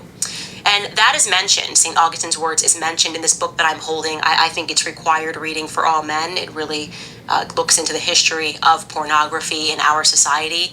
That's a book by Catholic author Dr. E. Michael Jones, and it's entitled Libido Dominandi, Sexual Liberation and Political Control. Okay. Naturally, this guy is on her bookshelf. Yeah. E. Michael Jones is a Catholic author that has written a number of anti-Semitic materials. He has blamed Jewish people for the following: the civil rights movement, feminism, homosexuality, and porn. The book she mentioned, he does just this. He connects Jews to the porn industry, and in this book are the roots of why Candace Owens connects with unfounded fury, the link she makes to Magnus Hirschfeld being a pervert, and Sigmund Freud, and so on. There is so much more in his work. And fortunately, scholarly teardowns of it that exist that I have time to go into here. But suffice to say, it is another turn down the rabbit hole of seeing how the modern fascist movement connected to the overall goings-on of modern radical Catholicism. Now here's Candace's concepts based on his work. One slightly separate note that Jones reminded me of. Yeah. Speaking on a far better Jones, rest in peace, James Earl Jones. Yes. Our Dark Lord and Savior. Yep. And I don't mean that in a racial way. I just realized how that might sound. He was Lord Vader. Don't come after me for that one. Right. I did not mean it like that. Well, here we go. As I said, he traces how we arrived at this incredibly pornographic society that we live in today. I mean, do you even recognize everything is softcore porn? If you're on Instagram, if you're watching a woman and she's selling a Gucci bag, for whatever reason she has to be naked. Have you ever asked yourself why? Why must she be naked in order to sell me this Gucci bag? Why must she have her boobs out in order to tell me to buy this perfume? And then if you explore your own mentality and you are one of the people that's going, oh my gosh, Candace, how could you say this about pornography? If you have that instant reaction, let me ask you this question. Who taught you that watching porn was a sign of freedom? Who taught you that nudity and pornography were expressions of freedom, thinking about women and feminism, and they got their boobs out when they're protesting. Who taught them that that was an expression of freedom? Really pause and think. When I paused and I thought about that, I went back to my high school health class, and I remember quite literally learning, as in it was like an answer to a test, that watching a little bit of pornography was healthy. I'm not kidding. We learned this in school, that watching a little bit of pornography is healthy. You can't even imagine what the kids are learning today. It's a tool for education, as if that's supposed to be the natural way that men and women come together to have sex. Stanford public schools do not teach this. No. And I'm going to say that this is bullshit. I looked into whether or not this was in any way curriculum in the Stanford system in any year, and I could find nothing. This is the kind of shit that people make up. What you will find if you go looking for anything close to this is likely the number and names of teachers and other adults that live near schools in Stanford being arrested on child porn and various sexual assault charges, but nothing on the actual curriculum being that anyone is teaching kids seriously that watching porn is okay or instructive. I'm pretty sure that would be brought up and rightfully blown up in a PTA meeting. Yeah. Fucking ridiculous. But the way she said it and moved through it is emblematic of how she works. Paint the idea on the back of something else related, and people that are already geared to despise the schools as her audience tends to be, they just accept it as reality. Well, fuck that noise. Moving on. Candace uses more modern examples of things like Instagram models and OnlyFans performers as proof that the modern world is debauched, and links it back to the anti-Semitic book she mentioned earlier. Because the actual and main focus of that book is to link modern pornography back to the sexual revolution that the author claims started in 1773, which is 3 years before the founding of America with the Revolutionary War. But author E. Michael Jones doesn't focus on that in his work from what I could tell. He does, however, focus on the French Revolution quite a bit, and blames Jews for that happening, among other things we've discussed. He doesn't blame the Frankists for it. They never come up in his work. So Candace got that from somewhere else. Yeah. And I know I've mentioned this even in just like normal conversation outside of this, but Yeah. the whole thing of like people going, oh, porn's a modern thing. Porn has existed as long as people have wanted to be in the cuck chair in the corner. There are cave paintings. Yeah. That they were like, this was early pornography. Yeah. Yeah. Yeah. Yeah, like- And oh god. Well, because the actual and main focus of those books is... Oh, right, I said that.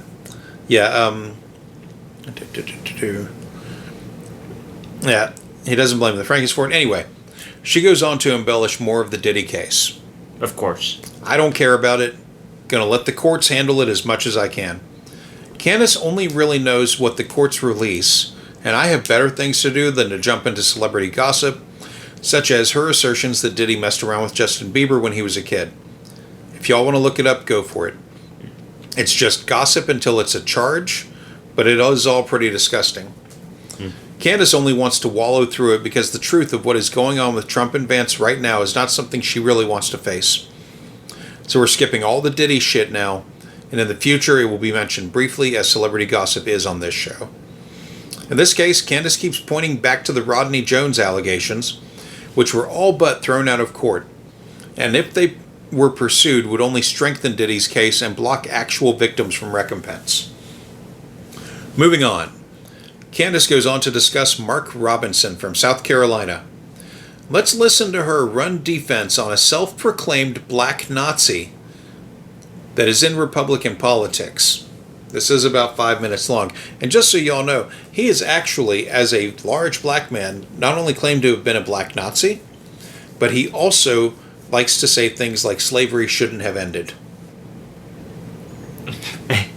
Republican Party, y'all. Yep.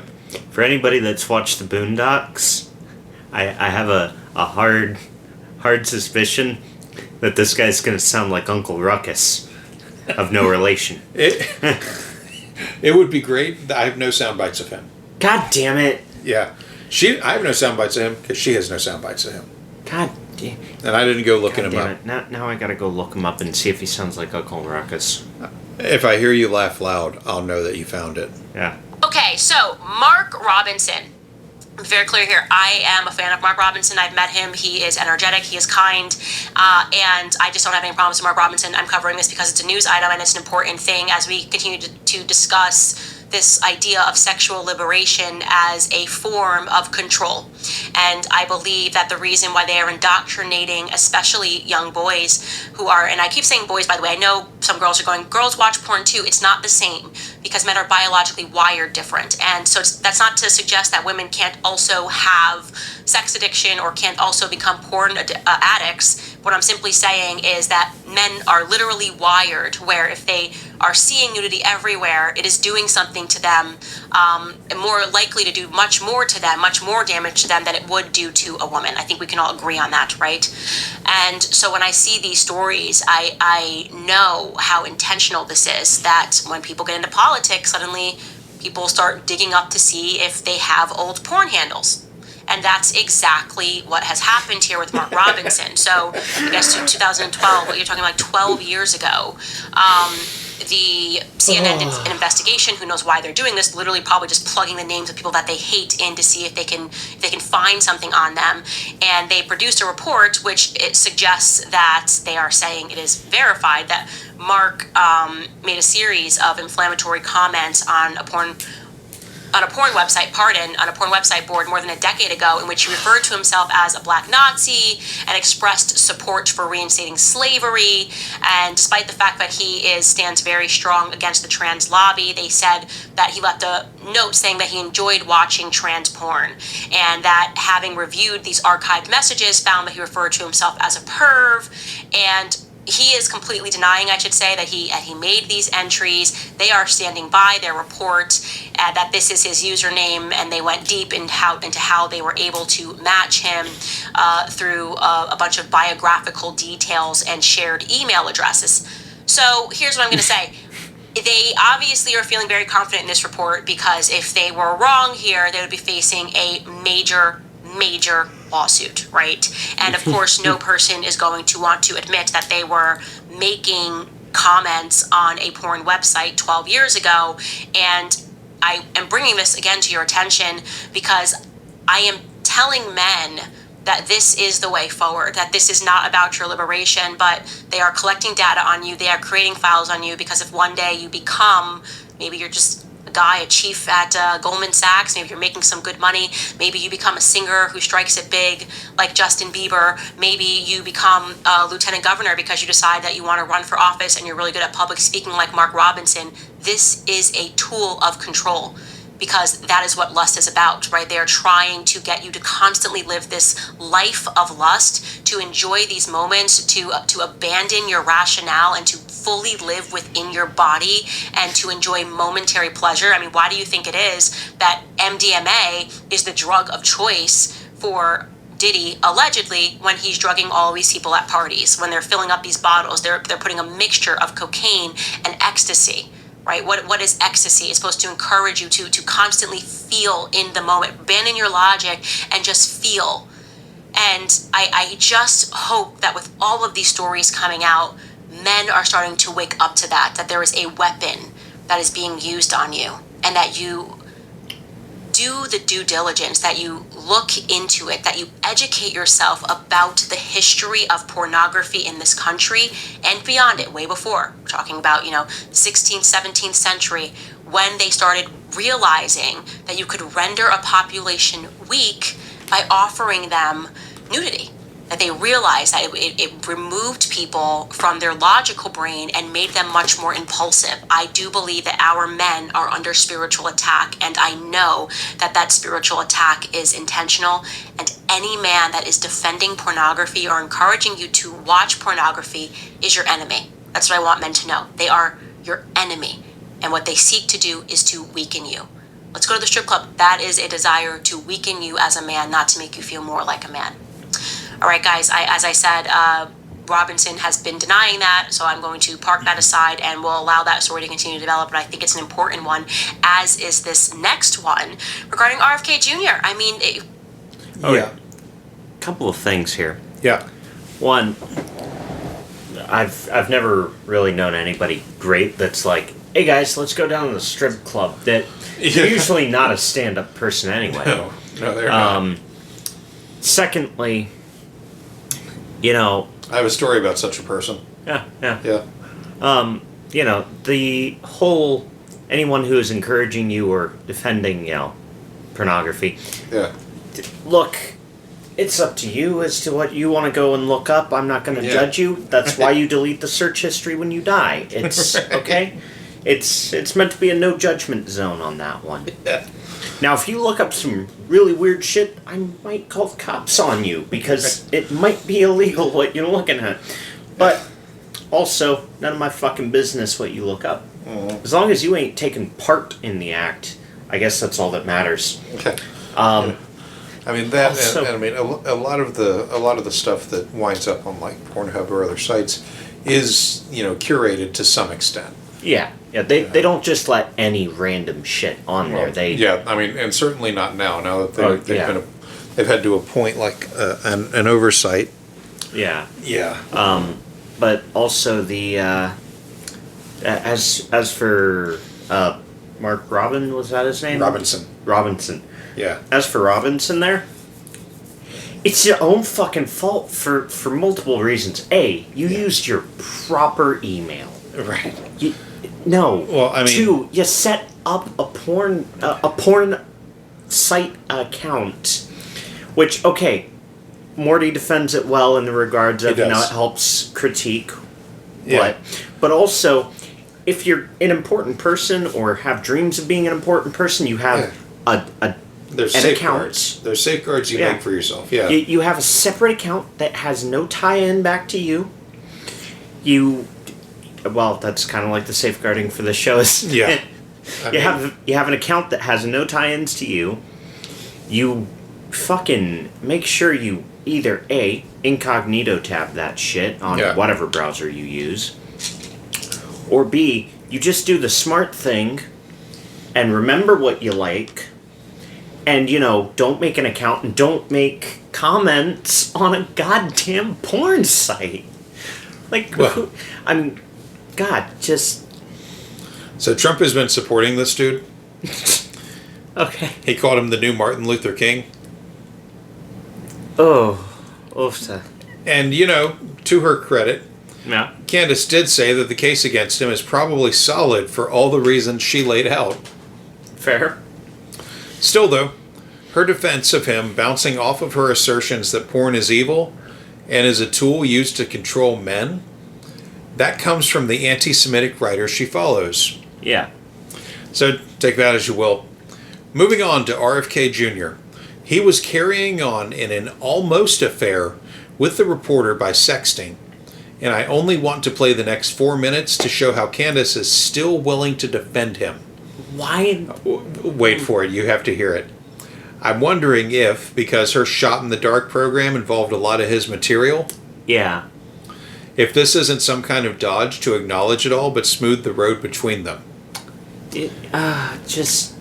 She might have to get a sign-off from him to play the material. Oh. That's what I'm thinking. Yeah. And him having been an attorney?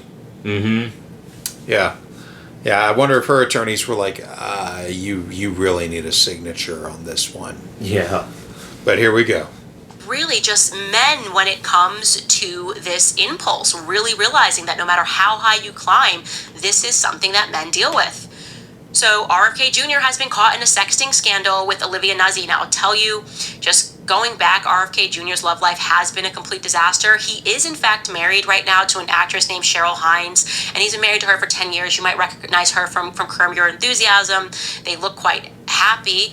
Olivia Nuzzi, on the other hand, is a 31-year-old political reporter who was engaged, by the way, to another journalist named Ryan Lizza. So she was engaged, and then she was sent to work on a profile piece for RFK Jr., which ended up being published at the end of last year, so 2023 November, in New York Magazine. She was working for New York Magazine.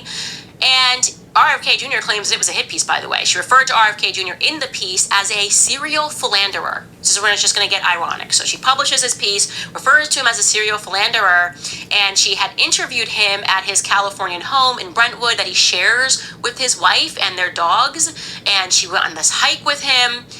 And then come the new year, piece is published in November, come the new year, this is when people are reporting, she began this relationship with him. And it was them just exchanging, I guess, graphic text messages.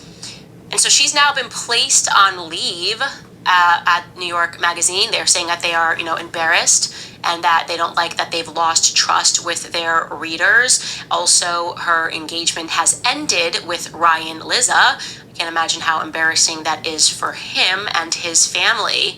And when RFK Jr. was asked about this, he's not denying it. He says the relationship was emotional and digital in nature, not physical. So let me put that in perspective, because that's just a really, really ridiculous thing to say. It was emotional and digital in nature, not physical, as if that makes a difference. Let me put that into perspective of how compelled men are. Right? Compelled men are by the physical, and the physical is being offered to them for free everywhere in society, right? And just in the way that women dress, the way what they put on their Instagram, it's like constantly the suggestive sex culture that we've created. RFK Jr. was just running for president of the United States. We have mere weeks to go until the election. He, of course, has stepped down, but he is putting his weight behind Trump. Great thumbs up.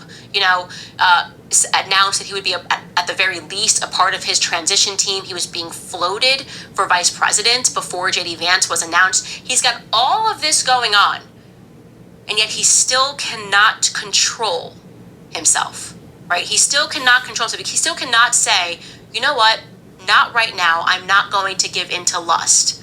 That is how powerful of a force we are talking about. And if you think, again, that this society that we live in, they're offering you this lust because they want you to be free, you are a fool. It is to constantly enslave you. It is to constantly have blackmail for you, on you in the background. I have long thought that the relationship between RFK Jr. and Rabbi Shmuley is weird, okay? And I'm not alleging anything here. I want to be clear, but that relationship is odd. I don't know what he could possibly have in common with a rabbi that sells butt plugs and shrieks and is so clearly a lunatic.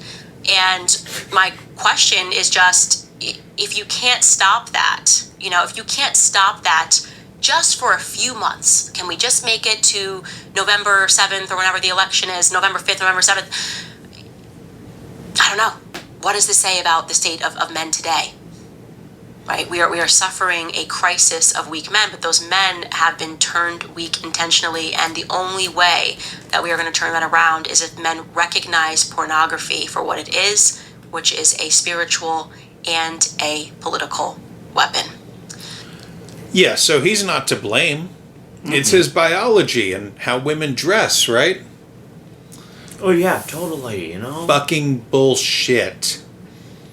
We'll end this on the last clip from Candace's comments section. And this, Sarah writes, 7.3K and growing. Hope all YouTubers jump on here soon. Yes, we're going to just kind of get people going, and hopefully in the future, if something happens, we're above 10,000 here on Rumble, we will be able to seamlessly move to Rumble. And I know that in other countries like France, the reason you guys don't have Rumble is because of some weird laws. As we know, Brigitte Macron is a man, and she's probably strong-arming that in the background, given the fact that one of my YouTube videos that was removed was for saying the word satanic cult when me and Xavier Poussard did our interview. Very suspicious. Too much truth for YouTube. As I said, quietly building in the background. You guys, thank you so much for welcoming me back on YouTube this week. Thanks for supporting the show. If you want to support the show, you can go to locals.com. If you can't right now, the best way to support is just via prayers. And reminding you guys, if you are a dude or even a woman, this book by E. Michael Jones, Libido Dominandi, excellent source of understanding the background of pornography. I have not actually finished this book yet. I'm taking it with me. I'm going overseas, and hopefully I'll get it done in the next 2 weeks. But thank you guys so much. From the bottom of my heart, we will see you next week. So let me get this straight, though, right? The Orange Emperor needs all soldiers on deck. Yeah. And she's going away for 2 weeks. Yeah. The election is in 40 fucking days. Yep. Yeah, well, let's start here with the reason France doesn't have Rumble is because Rumble suspended itself in France. What? The French government demanded that Rumble take down content from Russia Today and Sputnik, but Rumble refused, citing free speech concerns. So, countries are allowed to have their own laws, Yeah. but not when it comes to Papa Putin. Of course. Yeah. Yeah, got it. Yep. Brigitte Macron has nothing to do with it, I'm sure. Candace has never provided proof that her videos were removed for saying the words satanic cult. She has never shown the form or anything. I'm pretty sure the videos were removed because they were slanderous. Yeah. So, yeah, that's it for this week. And before we get into our soda review, I just want to remind everyone that if you want to get these episodes the night we record them in full, sometimes with extra download material, you can do so over at patreon.com/gishgallopgirl, where you can actually support us for as little as $1 a month. For real. Not like Candace. Anyway, on to the soda of the week. Heads or tails? Tails. Alrighty. Okay, then. Cherry is. Okay, we picked up a couple of these last night. This is Warhead's Sour Black Cherry Soda. It is from Miami. Huh. Manufactured in partnership with Warheads for Fire Brands LLC. Miami Beach, Florida. Warheads is a registered trademark of Impact Confections, Inc. So, got our tiki glasses ready. There you go. Hold on to that. And it's in a can, so... yeah, it smells pleasant. It doesn't look like it's red 40 to shit. It kind of... I mean, Well, honestly... actually, it's settling. Yeah. It looks orange coming out of the can, but it's like yeah, bright red. a little bit. Well, I'm wearing like blue light filtering glasses, so it looks a little bit off to me. Let me see. Oh, yeah. Oh. Yeah, okay. I didn't think that would affect it that harshly. Yeah. Oh, boy. It has a scent. Yeah. Oh, it smells like candy. Okay.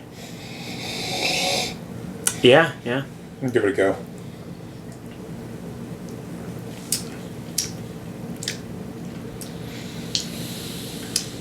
I mean, it's not making me pucker up, but it is definitely a sour cherry. It reminds me of... Treat it like you would a whiskey. yeah, okay.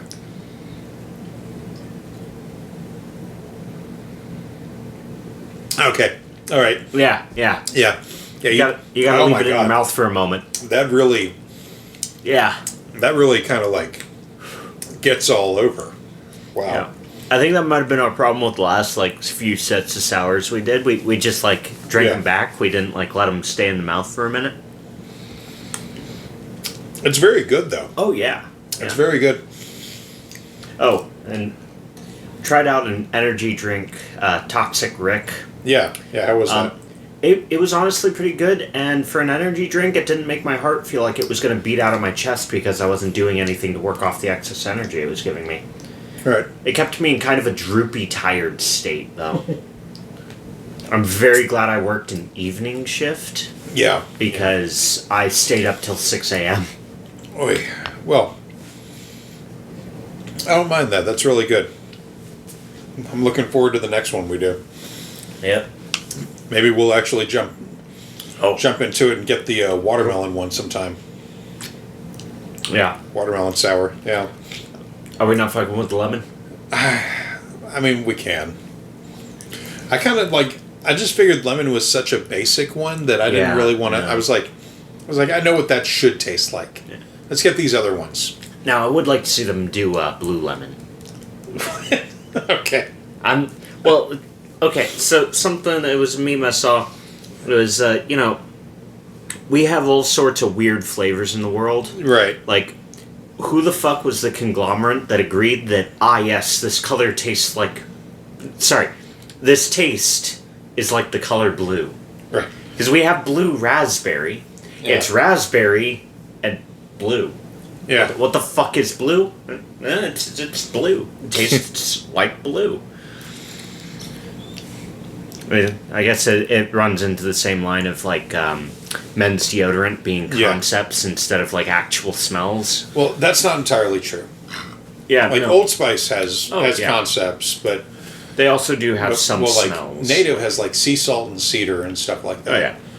But excuse me, when I'm you know what we need to talk about? Fuck. What? I wanted to mention it way earlier, but the coffee company. Oh yeah, yeah. Fucking man. Pillars of Valor. Yeah, I feel like such shit because I don't know if anyone's actually going to hear this section of the show. Oh, true. But Pillars of Valor is a good coffee. It's made here. This is totally an unpaid plug. Just probably why I'm like, because I wanted to get everything up off at the start about how like, we're going to go to an every 2 week format. But seriously though, I will link to Pillars of Valor coffee company in the show notes because the coffee's very, very fucking good. Oh yeah. It's very good coffee and it's brewed locally. And the company like just started operations recently. The CEO of the company was actually doing tastings at Hy-Vee, and that's how I found out about it. I asked him, I was like, "Yeah, man, just give me a shot of your dark roast." And I tried it, and I was like, "Oh, this is incredible!"